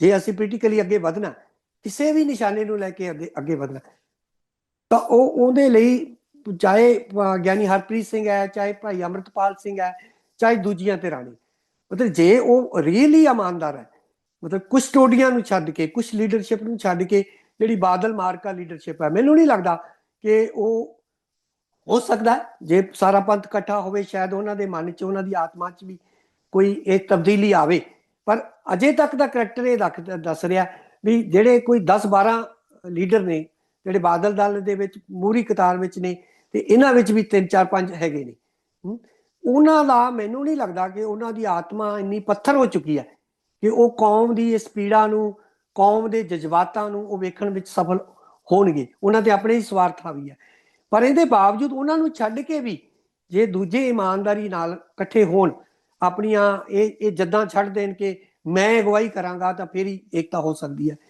ਤਾਂ ਇੱਕ ਅਕਾਲੀ ਦਲ ਦੀ ਸਿਰਜਣਾ ਕੀਤੀ ਜਾਵੇ ਤਾਂ ਮੈਨੂੰ ਲੱਗਦਾ ਕਿ ਬਹੁਤ ਵੱਡਾ ਹੰਗਾਰਾ ਮਿਲੇਗਾ। ਤੇ ਉਹਦੇ ਵਿੱਚ ਇੱਕ ਪ੍ਰਥਮ ਸ਼ਰਤ ਤਾਂ ਇਹ ਹੋਣੀ ਜ਼ਰੂਰ ਚਾਹੀਦੀ ਹੈ ਕਿ ਸਾਡੇ ਲਈ ਪੰਥ ਪ੍ਰਥਮ ਹੈ, ਦੇਸ਼ ਮਤਲਬ ਦੇਸ਼ ਨਹੀਂ, ਸਾਡੇ ਲਈ ਪੰਥ ਪ੍ਰਥਮ ਹੈ। ਉਹਨਾਂ ਦੀ ਜਿਹੜੀ ਪੋਲਿਟਿਕਸ ਹੋਏਗੀ ਉਹ ਪੰਥ ਪ੍ਰਥਮ ਲਈ, ਜਿਹੜੇ ਜਿੱਥੇ ਕੋਈ ਵੀ ਗੱਲ ਹੈ, ਜੇ ਇਲੈਕਸ਼ਨ ਲੜਨਾ ਪੰਥ ਦੇ ਹੱਕ 'ਚ ਹੈ ਤਾਂ ਅਸੀਂ ਲੜਾਂਗੇ। ਜੇ ਕੋਈ ਵੀ ਹੈ, ਜੇ ਕੱਲ ਨੂੰ ਹਿੰਦੁਸਤਾਨ ਪਾਕਿਸਤਾਨ ਆਪਸ ਵਿੱਚ ਲੜਦੇ ਆ, ਜੇ ਸਾਨੂੰ ਲੱਗਦਾ ਹੈ ਕਿ ਇਹਦੇ ਵਿੱਚ ਧਿਰ ਨਾ ਬਣਦਾ, ਧਿਰ ਬਣਨਾ ਪੰਥ ਲਈ ਨੁਕਸਾਨ ਹੈ, ਤਾਂ ਸਾਨੂੰ ਕੋਈ ਧਿਰ ਬਣਨ ਦੀ ਲੋੜ ਨਹੀਂ, ਅਸੀਂ ਨਿਊਟਰਲ ਵੀ ਖੜ ਸਕਦੇ ਹਾਂ। ਮਤਲਬ ਸੋ ਮੋਸਟਲੀ ਸਾਡੀ ਜਿਹੜੀ ਇਸ ਵੇਲੇ ਲੀਡਰਸ਼ਿਪ ਹੈ ਉਹ ਰਾਸ਼ਟਰਵਾਦੀ ਮਤਲਬ ਬਣੀ ਹੋਈ ਪਈ ਹੈ। ਸਵਾਲ ਇਹ ਨਹੀਂ ਕਿ ਤੁਸੀਂ ਖਾਲਿਸਤਾਨੀ ਹੋਵੋ ਨਾ ਹੋਵੋ, ਸਾਨੂੰ ਸਾਨੂੰ ਕੋਈ ਨਹੀਂ, ਘੱਟ ਤੋਂ ਘੱਟ ਤੁਸੀਂ ਰਾਸ਼ਟਰਵਾਦੀ ਨਾ ਹੋ। ਹਮ, ਮਤਲਬ ਜਦੋਂ ਸਿੱਖ ਰਾਸ਼ਟਰਵਾਦੀ ਹੋ ਜਾਂਦਾ, ਉਹਦੀ ਜਿਹੜੀ ਪੋਲਿਟਿਕਸ ਹੈ ਟੋਟੈਲਿਟੀ ਵਿੱਚ ਕਰਾਏ, ਉਹ ਪੰਥ ਦੇ ਟਕਰਾਅ 'ਚ ਆ ਜਾਂਦੀ ਹੈ, ਤੇ ਉਹ ਫਿਰ ਪੰਥਕ ਹਿੱਤਾਂ ਲਈ ਕੁਝ ਨਹੀਂ ਕਰ ਸਕਦਾ। ਇਸ ਵੇਲੇ ਸਾਡੀ ਜਿਹੜੀ ਪ੍ਰੋਬਲਮ ਹੈ, ਵੈਸੇ ਤਾਂ ਇਹ ਪ੍ਰੋਬਲਮ 1947 ਤੋਂ ਪਹਿਲਾਂ ਦੀ ਹੈ। ਜੇ ਤੁਸੀਂ ਅਕਾਲੀ ਦਲ ਦੇਖ ਲਓ ਤਾਂ ਇੱਕ ਨਾਗੋ ਕੇ ਜਿਹੜਾ ਧੜਾ ਹੈ, ਜਿਹੜਾ ਪਾਵਰਫੁਲ ਧੜਾ ਹੈ, ਮਾਸਟਰ ਤਾਰਾ ਸਿੰਘ ਪ੍ਰਧਾਨ ਜ਼ਰੂਰ ਹੈਗੇ ਨੇ, ਪਰ ਨਾਗੋ ਕੇ ਧੜਾ ਕਾਂਗਰਸੀ ਹੈ, ਉਹਨਾਂ ਦਾ ਲੈਵਲ ਹੀ ਅਕਾਲੀ ਹੈ। ਮਤਲਬ ਅਕਾਲ ਤਖਤ ਦੇ ਜਥੇਦਾਰ ਰਹੇ ਨੇ, ਗੁਰਮੁਖ ਸਿੰਘ ਮੁਸਾਫਰ ਰਹੇ ਨੇ, ਕਿੱਡੇ ਕਿੱਡੇ ਵੱਡੇ ਬੰਦੇ ਰਹੇ ਨੇ, ਉਹ ਸਾਰੇ ਕਾਂਗਰਸੀ ਹੈ ਦਿਲ ਤੋਂ। ਮਾਸਟਰ ਬਾਬਾ ਖੜਕ ਸਿੰਘ ਤੱਕ ਇਹ ਸਾਰੇ ਰਾਸ਼ਟਰਵਾਦੀ ਆ। ਗਦਰੀ ਬਾਬੇ ਆ ਜਿਹੜੇ, ਸਾਰੇ ਰਾਸ਼ਟਰਵਾਦੀ ਆ। ਅੱਜ ਆਪਾਂ ਇਹ ਤਾਂ ਕਲੇਮ ਕਰ ਦਿੰਦੇ ਆ ਵੀ ਉਹ ਕਾਮਰੇਡ ਨਹੀਂ ਸੀ, ਸਿੱਖ ਸੀ, ਪਰ ਅਸੀਂ ਇਹ ਭੁੱਲ ਜਾਂਦੇ ਹਾਂ ਕਿ ਉਹ ਰਾਸ਼ਟਰਵਾਦੀ ਸੀ। ਮਤਲਬ ਉਹਨਾਂ ਦੇ ਰਾਸ਼ਟਰਵਾਦੀ ਹੋਣ ਦਾ ਅੱਜ ਵੀ ਅਸੀਂ ਨੁਕਸਾਨ ਚੱਲ ਰਹੇ ਹਾਂ। ਮਤਲਬ ਉਹ ਗਾਂ ਜਦੋਂ ਸਿੱਖ ਪੋਲਿਟਿਕਸ 'ਚ ਆਏ ਤਾਂ ਸਿੱਖ ਪੋਲਿਟਿਕਸ ਨੂੰ ਉਹਨਾਂ ਨੇ ਜਿਹੜੀ ਪੰਥਕ ਦਿਸ਼ਾ ਨਹੀਂ ਲੈਣ ਦਿੱਤੀ, ਰਾਸ਼ਟਰਵਾਦੀ ਦਿਸ਼ਾ ਰਹੀ ਉਹਨਾਂ ਦੀ। ਸੋ ਜਿਹੜੀ ਅਕਾਲੀ ਦਲ ਦੀ ਫੇਲੀਅਰ ਇਹੀ ਹੈ ਕਿ ਜਿਹੜੇ ਲੀਡਰ ਅਕਾਲੀ ਦਲ 'ਚ ਪੰਥ ਨੂੰ ਮੁੱਖ ਰੱਖ ਕੇ ਪੋਲਿਟਿਕਸ ਕਰਨਾ ਚਾਹੁੰਦੇ ਸੀ, ਤਾਂ ਜਿਹੜੇ ਰਾਸ਼ਟਰਵਾਦੀ ਜਿਹੜੀ ਲੀਡਰਸ਼ਿਪ ਸੀ ਉਹਦੇ ਰਸਤੇ ਦੀ ਰੁਕਾਵਟ ਬਣ ਜਾਂਦੀ ਸੀ। ਸੋ ਇਹ ਮਸਲਾ ਅੱਜ ਵੀ ਉਵੇਂ ਹੈ। ਇਸ ਮਸਲੇ ਨੂੰ ਜੇ ਅਕਾਲ ਤਖਤ ਦਾ, ਸਾਡੇ ਕੋਲ ਇਸ ਵੇਲੇ ਤਾਂ ਕੋਈ ਜਥੇਦਾਰੀ ਹੈ ਨਹੀਂ ਇਹੋ ਜਿਹਾ, ਖੁਦ ਜਥੇਦਾਰੀ ਰਾਸ਼ਟਰਵਾਦੀ ਨੇ। ਮਤਲਬ ਉਹਨਾਂ ਲਈ ਦੇਸ਼, ਮਤਲਬ ਉਹਨਾਂ ਨੂੰ ਐਂ ਲੱਗਦਾ ਕਿ ਜੇ ਪੰਥ ਪ੍ਰਥਮ ਦੀ ਪੋਲਿਟਿਕਸ ਕਰਾਂਗੇ ਤਾਂ ਉਹਨਾਂ ਨੂੰ ਐਂ ਡਰ ਲੱਗਦਾ ਵੀ ਜਿਵੇਂ ਸਾਡੇ ਤੇ ਕੋਈ ਬੰਬ ਡਿੱਗ ਪਏਗਾ। ਹਾਲਾਂਕਿ ਜੇ ਸਾਰਾ ਪੰਥ ਇਸ ਤਰ੍ਹਾਂ ਖੜਾ ਹੋ ਜਾਵੇ ਤਾਂ ਕਿਸੇ ਨੂੰ ਕੋਈ, ਇੱਕ ਡੈਮੋਕ੍ਰੈਟਿਕ ਮੂਵਮੈਂਟ ਹੈ, ਇਹਦੇ 'ਚ ਕੋਈ ਕਿਸੇ ਨੂੰ ਮੂੰਹ 'ਚ ਨਹੀਂ ਪਾਉਣ ਲੱਗਾ। ਮਤਲਬ ਪਰ ਇਹ ਪ੍ਰੋਬਲਮ ਸਾਡੇ 'ਚ ਇਹ ਹੈ ਕਿ ਇਹ ਸਾਡੀਆਂ ਰਗਾਂ 'ਚ ਚਲੀ ਗਈ ਗੱਲ, ਇਹ ਸਾਡੇ ਖੂਨ 'ਚ ਚਲੀ ਗਈ ਇਹ ਰਾਸ਼ਟਰਵਾਦੀ ਭਾਵਨਾ। ਮਤਲਬ ਨਾ ਕਹੋ ਖਾਲਿਸਤਾਨੀ, ਨਾ ਸਾਡੇ ਲਈ ਝੰਡੇ ਲੈ ਕੇ ਆਓ, ਨਾ ਸਾਡੇ ਲਈ ਤੁਸੀਂ ਮੁਜ਼ਾਹਰੇ ਕਰੋ, ਘੱਟ ਤੋਂ ਘੱਟ ਕੌਮ ਨਾਲ ਖੜੋ, ਪੰਥ ਨਾਲ ਖੜੋ। ਜਦੋਂ ਤੁਸੀਂ ਤੁਹਾਡੇ ਜਿਹੜੇ ਮੁੱਖ ਹਿੱਤ ਨਾਲ ਦੇਸ਼ ਨਾਲ ਜਾ ਕੇ ਜੁੜ ਜਾਂਦੇ ਆ, ਤਾਂ ਫਿਰ ਤੁਸੀਂ ਪੰਥ ਲਈ ਪੋਲਿਟਿਕਸ ਨਹੀਂ ਕਰ ਸਕਦੇ, ਤੁਸੀਂ ਸਿਧਾਂਤਕ ਪੋਲਿਟਿਕਸ ਨਹੀਂ ਕਰ ਸਕਦੇ, ਤੁਸੀਂ ਗੁਰੂ ਨੂੰ ਮੁੱਖ ਰੱਖ ਕੇ ਪੋਲਿਟਿਕਸ ਨਹੀਂ ਕਰ ਸਕਦੇ। ਤੁਹਾਡੀ ਜਿਹੜੀ ਪੋਲਿਟਿਕਸ ਫਿਰ ਭਾਰਤ ਮਾਤਾ ਵਾਲੀ ਪੋਲਿਟਿਕਸ ਹੀ ਰਹੇਗੀ। ਸੋ ਅੱਜ ਲੋੜ ਇਹ ਹੈ ਕਿ ਲੋਕਾਂ ਨੂੰ ਪੰਥ, ਜਿਹੜੇ ਸਿੱਖ, ਮੈਨੂੰ ਲੱਗਦਾ ਸਿੱਖ ਇਹ ਚਾਹੁੰਦੇ ਆ। ਜੇ ਇਸ ਗੱਲ ਵਿੱਚ ਰੁਕਾਵਟ ਹੈਗੀ ਹੈ ਤਾਂ ਸਰਕਾਰ ਇੱਕ ਲੀਡਰਸ਼ਿਪ ਸਾਡੇ ਤੇ ਥੋਪ ਕੇ, ਮਤਲਬ ਸਿੱਖ ਕੋਈ ਰਾਸ਼ਟਰਵਾਦੀ ਉਸ ਤਰ੍ਹਾਂ ਦਾ ਰਾਸ਼ਟਰਵਾਦੀ ਨਹੀਂ, ਜੇ ਉਹ ਖਾਲਿਸਤਾਨੀ ਨਹੀਂ ਹੈਗਾ ਜਾਂ ਉਹ ਖਾਲਿਸਤਾਨ ਲਈ ਨਹੀਂ ਲੜਨਾ ਚਾਹੁੰਦਾ, ਤਾਂ ਘੱਟ ਤੋਂ ਘੱਟ ਬਹੁਤ ਘੱਟ ਗਿਣਤੀ ਸਿੱਖ ਹੈ ਜਿਹੜਾ ਕੋਈ ਰਾਸ਼ਟਰਵਾਦੀ ਹੈ। ਉਹਦੇ ਲਈ ਉਹਦਾ ਗੁਰੂ ਵੱਲ ਮੁੱਖ ਹੈ, ਉਹਦੇ ਲਈ ਉਹਦਾ ਪੰਥ ਲਈ ਮੁੱਖ ਹੈ, ਉਹਦੇ ਲਈ ਅਕਾਲ ਤਖਤ ਸਾਹਿਬ ਤੋਂ ਜੋ ਸਾਂਝੇ ਰੂਪ 'ਚ ਹੁਕਮ ਆਵੇ ਉਹ ਉਹਦੇ ਤੇ ਪਹਿਰਾ ਦਊਗਾ, ਉਹਨੂੰ ਕੋਈ ਇਸ ਚੀਜ਼ ਦੀ ਪਰਵਾਹ ਨਹੀਂ। ਪਰ ਪ੍ਰੋਬਲਮ ਲੀਡਰਸ਼ਿਪ ਦੀ ਹੈ। ਅਮਰੀਕ ਸਿੰਘ, ਬਿਲਕੁਲ ਜਿਹੜੀ ਕਾਫੀ ਵੱਡੀ ਤੁਸੀਂ ਗੱਲ ਕਹੀ ਹੈ ਕਿ ਜਿਹੜਾ ਪੰਥਕ ਹਿੱਤ ਤੇ ਜਿਹੜੇ ਭਾਰਤੀ ਰਾਸ਼ਟਰਵਾਦੀ ਹਿੱਤ ਨੇ ਉਹਨਾਂ ਦਾ ਆਪਸ 'ਚ ਜਿਹੜਾ ਟਕਰਾਅ ਆ, ਉਹੀ ਸਾਰੀ ਸਿੱਖ ਇਸ ਟਾਈਮ ਜਿਹੜੀ ਅਸੀਂ ਕਹਿ ਸਕਦੇ ਸਿੱਖ ਮਸਲਾ ਹੀ ਸਭ ਤੋਂ ਵੱਡਾ ਇਹ ਆ। ਇਹੀ ਮਸਲਾ ਇਸ ਗੱਲ ਦੇ ਉੱਤੇ ਜੇ ਕੰਮ ਕਰਕੇ ਸ਼ਾਇਦ ਕੋਈ ਪੰਥਕ ਏਜੰਡੇ ਦੇ ਉੱਤੇ ਜਿਹੜਾ ਪੰਥ ਪ੍ਰਥਮ ਹੋਵੇ ਤਾਂ ਬੰਦੇ, ਪਰ ਇਹ ਮੁੱਦਾ, ਇਹ ਕੁਐਸਚਨ ਮੁੱਦਾ ਵੀ ਨਹੀਂ ਹੈਗਾ ਸਾਡੀ ਪੋਲਿਟਿਕਸ ਦਾ, ਇਹਦੇ ਤੇ ਵਿਚਾਰਿਆ ਵੀ ਨਹੀਂ ਜਾ ਰਿਹਾ ਇਸ ਵੇਲੇ, ਜਦੋਂ ਕਿ ਇਸੇ ਵਿਚਾਰ ਨੂੰ ਅੱਗੇ ਲਿਆ ਕੇ ਸਾਨੂੰ ਪੋਲਿਟਿਕਸ ਦੀ ਸਿਰਜਣਾ ਕਰਨੀ ਚਾਹੀਦੀ। ਮੈਂ ਜ਼ਰੂਰ ਆਖਰੀ ਸਵਾਲ ਕਰਨ ਤੋਂ ਪਹਿਲਾਂ ਇਹ ਤੁਹਾਨੂੰ ਗੱਲ ਸਾਂਝੀ ਕਰਦੇ ਹਾਂ ਕਿ ਇਹ ਜਿਹੜਾ ਸਾਰਾ ਪੰਜਾਬ ਦੇ ਵਿੱਚ ਅਸੀਂ ਬਦਲ ਦੇਖ ਰਹੇ ਹਾਂ, ਇਹਦੇ 'ਚ ਜਦੋਂ ਅਸੀਂ ਐਨਾਲਿਸਿਸ ਕਰਦੇ ਹਾਂ ਤਾਂ ਦੀਪ ਸਿੱਧੂ ਦਾ ਇੱਕ ਵੱਡਾ ਰੋਲ ਰਿਹਾ ਕਿ ਜਿਵੇਂ ਕਿਸਾਨੀ ਸੰਘਰਸ਼ ਦੇ ਵਿੱਚ ਪੰਜਾਬ ਤੇ ਦਿੱਲੀ ਦੀ, ਪੰਥ ਤੇ ਦਿੱਲੀ ਦੀ ਬਾਈਨਰੀ ਬਣਾਈ ਆ, ਤਾਂ ਉਹ ਸ਼ਾਇਦ ਇੱਕ ਜੜ, ਜਿਹੜੀ ਬੁਨਿਆਦ ਆ ਜਿਹਦੀ ਤੁਸੀਂ ਗੱਲ ਕਰ ਰਹੇ ਹੋ ਕਿ ਅੱਜ ਪੰਜਾਬ ਦੇ ਵਿੱਚ ਜਿਹੜਾ ਵੱਡੀ ਗਿਣਤੀ 'ਚ ਸਿੱਖ ਆ, ਜਾਂ ਭਾਰਤ ਦੇ ਵਿੱਚ ਵੀ ਜਾਂ ਦੁਨੀਆ ਭਰ 'ਚ ਜਿਹੜਾ ਸਿੱਖ ਆ, ਉਹਦੇ ਅੰਦਰ ਉਹ ਰਾਸ਼ਟਰਵਾਦੀ ਜਿਹੜੀ ਕੋਈ ਘੁਸਪੈਠ ਹੋਈ ਸੀ, ਉਹ ਹੁਣ ਖਤਮ ਹੋ ਚੁੱਕੀ ਆ। ਤੇ ਇੱਕ ਮੈਂ ਤੁਹਾਤੋਂ ਇਹ ਜਾਣਨਾ ਚਾਹੁੰਦਾ ਕਿ ਜਿਹੜੇ ਹਾਲਾਤ ਬਣ ਰਹੇ ਆ, ਅਸੀਂ ਦੇਖ ਰਹੇ ਹਾਂ ਕਿ ਅਨਸਰਟੇਨਿਟੀ ਆ, ਚਾਹੇ ਜੀਓ ਪੋਲੀਟੀਕਲ ਅਨਸਰਟੇਨਿਟੀ ਆ, ਚਾਹੇ ਪੰਜਾਬ ਦੇ ਵਿੱਚ ਪੋਲੀਟੀਕਲ ਅਨਸਰਟੇਨਿਟੀ ਆ, ਇਹ ਸਾਰੇ ਦੇ ਵਿੱਚ ਮਤਲਬ ਜਿਹੜੀਆਂ ਤਬਦੀਲੀਆਂ ਆ ਉਹ ਕਿਸੇ ਪਾਸੇ ਵੀ ਹੋ ਸਕਦੀਆਂ। ਸਟੇਟ ਦੁਆਰਾ ਵੀ ਜਿਹੜਾ ਰਿਪਰੈਸ਼ਨ ਆ ਜਾਂ ਟੈਰਰ ਆ ਉਹ ਪਾਉਣ ਦੀ ਕੋਸ਼ਿਸ਼ ਕਰ ਸਕਦੀ ਆ। ਮਾਹੌਲ ਅਸੀਂ ਦੇਖ ਰਹੇ ਹਾਂ ਕਿ ਸਿਰਜਿਆ ਜਾ ਰਿਹਾ ਕਿ ਪੰਜਾਬ ਦੇ ਵਿੱਚ ਲਗਾਤਾਰ ਪਿਛਲੇ ਕੁਛ ਸਮੇਂ 'ਚ, ਮੈਂ ਕਹਿਣਾ ਹੋਵੇ ਕੁਛ ਮਹੀਨਿਆਂ ਦੀ ਗੱਲ ਆ, ਤਾਂ ਉਹਨਾਂ ਦੇ ਵਿੱਚ ਲਗਾਤਾਰ ਜਿਹੜੇ ਪੰਜਾਬ ਦੇ ਵਿੱਚ ਸਟੇਟ, ਜਿਹੜੀ ਪੁਲਿਸ ਸਟੇਟ ਆ ਉਹ ਬਣਾਈ ਜਾ ਰਹੀ ਹੈ, ਐਨਕਾਊਂਟਰ ਵੱਧ ਰਹੇ ਆ, ਟੋਟਲੀ ਪੁਲਿਸ ਦਾ ਕੰਟਰੋਲ ਲੱਗ ਰਿਹਾ ਕਿ ਸਰਕਾਰ ਕਿਤੇ ਨਜ਼ਰ ਨਹੀਂ ਆਉਂਦੀ ਇਸ ਸਾਰੇ ਮਾਮਲੇ 'ਚ। ਤਾਂ ਇਹਨੂੰ ਤੁਸੀਂ ਪਹਿਲਾਂ ਵੀ ਸਟੇਟ ਜਿਹੜਾ ਟੈਰਰ ਆ ਉਹਦੇ ਤੇ ਕੰਮ ਕੀਤਾ, ਤਾਂ ਜਿਹੜੀ ਇਹ ਅੱਗੇ ਚੁਣੌਤੀ ਪੈਦਾ ਹੋ ਰਹੀ ਆ, ਜਿਵੇਂ ਐਨਕਾਊਂਟਰ ਹੋ ਰਹੇ ਆ, ਉਹਨਾਂ ਦੇ ਖਿਲਾਫ ਕੋਈ ਮੂਵਮੈਂਟ ਬਣਦੀ ਨਜ਼ਰ ਨਹੀਂ ਆ ਰਹੀ, ਬਸ ਪੁਲਿਸ ਵਾਲੇ ਬੰਦਾ ਮਾਰ ਕੇ ਤੇ ਸੁਰਖਰੂ ਹੋ ਜਾਂਦੇ ਆ। ਤਾਂ ਕੀ ਅਪਰੋਚ ਜਿਹੜੀ ਤੁਹਾਨੂੰ ਲੱਗਦਾ ਕਿ ਇਸ ਟਾਈਮ ਲੈਣੀ ਚਾਹੀਦੀ ਆ ਪੰਜਾਬ ਦੇ ਵਿੱਚ, ਕਿ ਦੇਖੋ ਜਿਹਦੇ ਨਾਲ ਜਿਹੜੇ ਇਹ ਪੁਲਿਸ ਸਟੇਟ ਦਾ ਸਾਰਾ ਤੰਤਰ ਖੜਾ ਹੋ ਰਿਹਾ, ਉਹਨੂੰ ਦੁਨੀਆ ਦੇ ਵਿੱਚ ਨੰਗਾ ਕੀਤਾ ਜਾ ਸਕੇ ਤੇ ਕੋਈ ਇਹੋ ਜਿਹਾ ਨੈਰੇਟਿਵ ਕ੍ਰੀਏਟ ਕਰਕੇ ਤੇ ਜਿਹੜੀ ਸਰਕਾਰ ਆ ਉਹਨੂੰ ਘੱਟੋ ਘੱਟ ਤੁਸੀਂ ਕਹਿ ਸਕਦੇ ਹੋ ਕਿ ਜਵਾਬਦੇਹ ਬਣਾਇਆ ਜਾਵੇ ਤੇ ਉਹਨੂੰ ਇੱਕ ਡਰ ਉਹਦੇ 'ਚ ਪੈਦਾ ਕੀਤਾ ਜਾਵੇ ਕਿ ਜੇ ਉਹ ਇਸ ਤਰੀਕੇ ਦੇ ਨਾਲ ਲੋਕਾਂ ਨੂੰ ਮਾਰਨਗੇ ਤਾਂ ਉਹਦਾ ਜਿਹੜਾ ਨੁਕਸਾਨ ਆ ਉਹਨਾਂ ਨੂੰ ਝੱਲਣਾ ਪੈ ਸਕਦਾ ਹੈ। ਕੀ ਅਪਰੋਚ ਲੈਣੀ ਚਾਹੀਦੀ ਹੈ? ਕੰਮ ਕੀ ਕਰਨੇ ਚਾਹੀਦੇ ਆ? ਦੇਖੋ ਸੁਖਵਿੰਦਰ, ਜੇ ਤੁਸੀਂ ਮਤਲਬ ਈਵਨ ਪ੍ਰਕਾਸ਼ ਸਿੰਘ ਬਾਦਲ ਦੇ ਦੌਰ ਤੋਂ ਵੀ ਸ਼ੁਰੂ ਹੋ ਜਾਓ ਤਾਂ ਤੁਹਾਨੂੰ ਇਹ ਲੱਗੇਗਾ ਕਿ ਜਿਹੜੀਆਂ ਸਟੇਟ ਏਜੰਸੀਆਂ ਤੇ ਪੁਲਿਸ ਦਾ ਮਤਲਬ ਸਰਕਾਰਾਂ ਦੇ ਵਿੱਚ ਬਹੁਤ ਵੱਡਾ ਰੋਲ ਹੈ ਉਦੋਂ ਤੋਂ ਹੀ।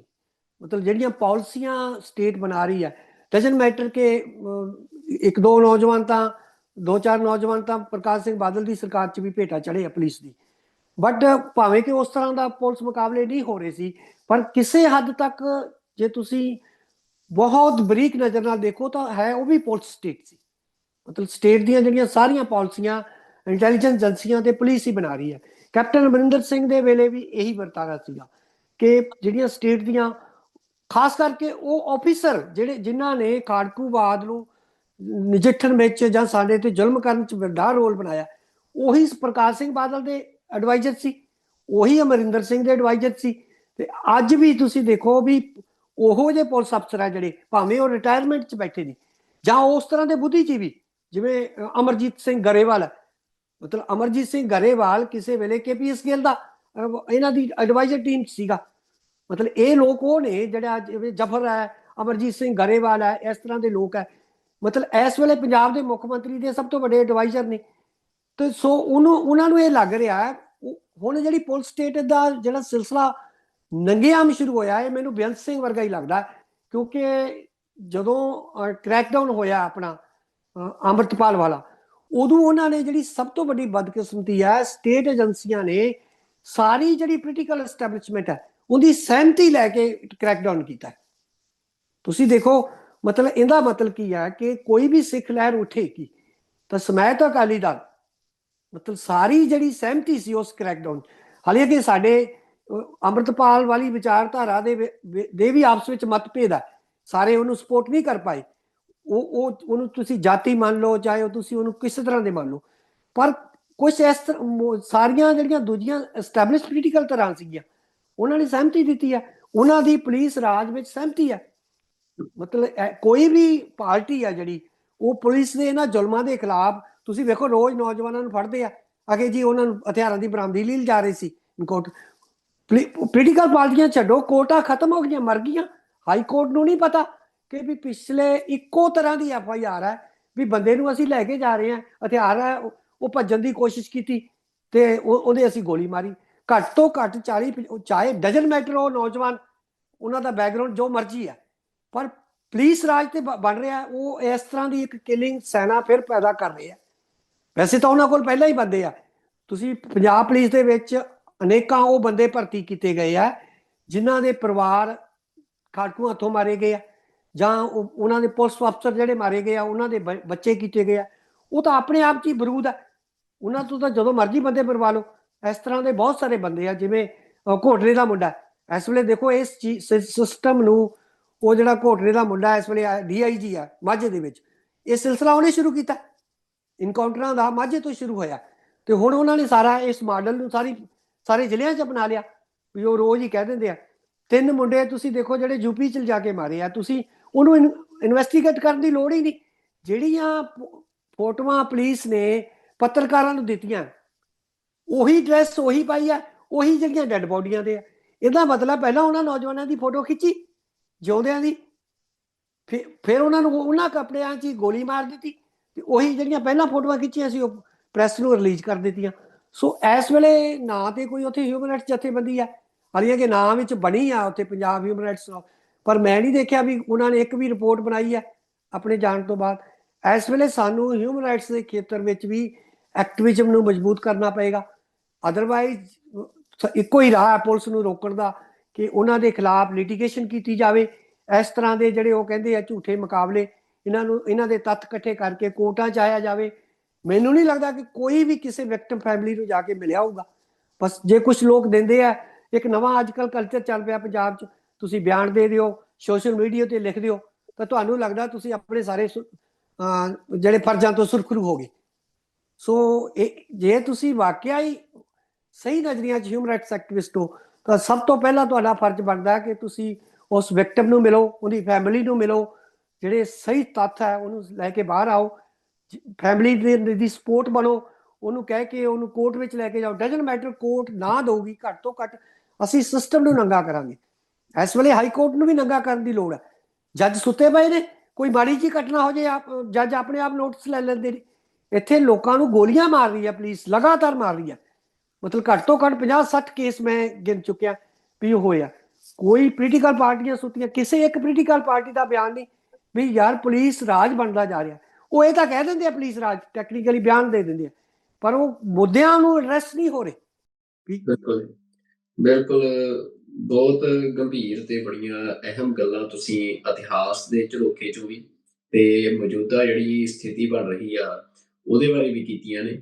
ਇਹ ਲਗਭਗ 1 ਘੰਟੇ ਦੀ ਸਾਡੀ ਗੱਲਬਾਤ ਆ, ਜਿਹੜੀ ਅੱਜ ਜਦੋਂ ਦੌਰ ਸ਼ੋਰਟਸ ਦਾ ਜਾਂ ਰੀਲਾਂ ਦਾ ਚੱਲ ਰਿਹਾ, ਉਹਦੇ 'ਚ ਇਹ ਫੋਰਟ ਲਾਈਨ ਸ਼ੋ ਜਿਹੜਾ ਆ, ਸਾਡੀ ਕੋਸ਼ਿਸ਼ ਹੁੰਦੀ ਹੈ ਕਿ ਗੰਭੀਰ ਗੱਲਾਂ ਜਿਹੜੀਆਂ ਆ ਉਹ ਵੀ ਲੋਕ ਸੁਣਨ ਤੇ ਲੋਕ ਸਮਝਣ, ਕਿਉਂਕਿ ਇਹਨਾਂ ਗੰਭੀਰ ਗੱਲਾਂ ਦੇ ਵਿੱਚੋਂ ਜਿਹੜੇ ਭਵਿੱਖ ਦੇ ਰਾਹ ਆ ਉਹ ਨਿਕਲ ਸਕਦੇ ਆ। ਤੇ ਸਰਦਾਰ ਅਮਰੀਕ ਸਿੰਘ ਜੀ, ਤੁਹਾਡਾ ਬਹੁਤ ਧੰਨਵਾਦ। ਤੁਸੀਂ ਆਪਣੇ ਕੀਮਤੀ ਸਮੇਂ 'ਚੋਂ ਸਮਾਂ ਕੱਢਿਆ ਤੇ ਜਿਹੜਾ ਇਹ ਬੜਾ ਡੀਪ ਐਨਾਲਿਸਿਸ ਆ ਸਾਰੀਆਂ ਗੱਲਾਂ ਤੇ ਤੁਸੀਂ ਦਿੱਤਾ। ਤੇ ਨਾਲ ਹੀ ਜਿਹੜੇ ਫੋਰਟ ਲਾਈਨ ਦੇ ਸਾਰੇ ਦਰਸ਼ਕ ਆ, ਉਹਨਾਂ ਦਾ ਹੀ ਮੈਂ ਬਹੁਤ ਧੰਨਵਾਦ ਕਰਦਾ, ਜੋ ਲਗਾਤਾਰ ਸਾਡੇ ਇਹਨਾਂ ਲੰਬੇ ਸ਼ੋਅਜ਼ ਨੂੰ ਵੀ ਅੱਜ ਦੇ ਸਮੇਂ 'ਚ ਦੇਖਦੇ ਆ। ਪਿਛਲਾ ਸ਼ੋਅ ਵੀ ਤੁਸੀਂ ਵੱਡੀ ਗਿਣਤੀ ਦੇ ਵਿੱਚ ਦੇਖਿਆ, ਤੁਹਾਡਾ ਧੰਨਵਾਦ। ਤੇ ਉਮੀਦ ਕਰਦਾ ਕਿ ਜਿਹੜੇ ਇਸ ਸ਼ੋਅ ਦੇ ਵਿੱਚ ਵੀ ਬੜੀਆਂ ਗੰਭੀਰ ਗੱਲਾਂ ਹੋਈਆਂ ਨੇ, ਤੁਸੀਂ ਆਪ ਵੀ ਦੇਖੋਗੇ ਤੇ ਜਿਹੜੇ ਤੁਹਾਡੇ ਹੋਰ ਦੋਸਤ ਮਿੱਤਰ ਆ ਉਹਨਾਂ ਤੱਕ ਵੀ ਜਿਹੜਾ ਇਹ ਨੈਰੇਟਿਵ ਆ, ਜਿਹੜਾ ਇਹ ਸੱਚ ਆ, ਇਹ ਪਹੁੰਚਾਓਗੇ। ਕਿਉਂਕਿ TV 84 ਭਾਵੇਂ ਸਰਕਾਰ ਦੀਆਂ ਲੱਖਾਂ ਪਾਬੰਦੀਆਂ ਸਾਡੇ ਤੇ ਲੱਗ ਰਹੀਆਂ ਨੇ, ਸਰਕਾਰ ਰੋਕਣ ਦੀ ਕੋਸ਼ਿਸ਼ ਕਰ ਰਹੀ ਆ, ਪਰ ਜਿਹੜਾ ਪੰਥ ਦਾ ਤੇ ਹੱਕ ਸੱਚ ਦਾ ਨੈਰੇਟਿਵ ਆ, ਉਹ ਅਸੀਂ ਲਗਾਤਾਰ ਤੁਹਾਡੇ ਤੱਕ ਪਹੁੰਚਾ ਰਹੇ ਆ। ਤੇ TV 84 ਨਵੇਂ ਪਲੇਟਫਾਰਮਸ ਦੇ ਉੱਤੇ, ਭਾਵੇਂ ਉਹ ਐਂਡਰੋਇਡ ਐਪ ਆ ਜਾਂ ਆਈਫੋਨ ਐਪ ਆ, ਉਹ ਤੁਸੀਂ ਉੱਥੋਂ TV 84 ਦੀਆਂ ਐਪਸ ਡਾਊਨਲੋਡ ਕਰੋ। ਹੁਣ ਜਿਹੜੀਆਂ ਨਵੀਆਂ ਐਪਸ ਬਣਾਈਆਂ ਗਈਆਂ ਨੇ, ਤੇ ਉਹਨਾਂ ਨੂੰ ਡਾਊਨਲੋਡ ਕਰਕੇ ਤੁਸੀਂ ਸਾਡੇ ਨਾਲ ਜੁੜ ਸਕਦੇ ਹੋ। ਲਗਾਤਾਰ TV 84 24 ਆਵਰ ਜਿਹੜੀ ਫੀਡ ਆ, ਉਹ ਵੀ ਤੁਸੀਂ ਦੇਖ ਸਕਦੇ ਹੋ ਉਹਨਾਂ ਐਪਸ ਦੇ ਉੱਤੇ। ਤੇ ਨਾਲ ਹੀ TV 84 ਦੀ ਨਵੀਂ ਵੈਬਸਾਈਟ ਆ tv84.com, ਉਹਦੇ ਤੇ ਤੁਸੀਂ ਜਾ ਕੇ TV 84 ਨੂੰ ਵਿਜ਼ਿਟ ਕਰ ਸਕਦੇ ਹੋ। ਕਿਉਂਕਿ YouTube ਦੇ ਉੱਤੇ ਤੁਸੀਂ ਵੱਡੀ ਗਿਣਤੀ ਸਾਡੇ ਨਾਲ ਜੁੜਦੇ ਹੋ, ਪਰ YouTube ਦੇ ਉੱਤੇ ਕਈ ਵਾਰ ਰਿਸਟ੍ਰਿਕਸ਼ਨਸ ਲੱਗਣ ਦਾ ਹਮੇਸ਼ਾ ਡਰ ਰਹਿੰਦਾ ਹੈ। ਤੇ ਇਸ ਕਰਕੇ ਜਿਹੜਾ ਇਹ ਸਮਾਂ ਆ ਬੜਾ ਅਹਿਮ ਆ, ਤੇ ਜਿਹੜੇ ਆਪਣੇ ਮੀਡੀਆ ਅਦਾਰੇ ਆ ਉਹਨਾਂ ਨੂੰ ਅਸੀਂ ਮਿਲ ਕੇ ਮਜ਼ਬੂਤ ਕਰੀਏ।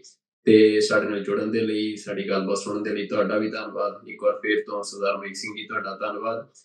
ਤੇ ਅਗਲੇ ਪ੍ਰੋਗਰਾਮ ਦੇ ਵਿੱਚ ਕਿਸੇ ਹੋਰ ਮੁੱਦੇ ਤੇ ਕਿਸੇ ਹੋਰ ਮਹਿਮਾਨ ਦੇ ਨਾਲ ਤੁਹਾਡੇ ਅੱਗੇ ਹਾਜ਼ਰ ਹੋਵਾਂਗੇ। ਉਦੋਂ ਤੱਕ ਰੱਬ ਰਾਖਾ ਜੀ। ਵਾਹਿਗੁਰੂ ਜੀ ਕਾ ਖਾਲਸਾ, ਵਾਹਿਗੁਰੂ ਜੀ ਕੀ ਫਤਿਹ। ਵਾਹਿਗੁਰੂ ਜੀ ਕੀ ਫਤਿਹ।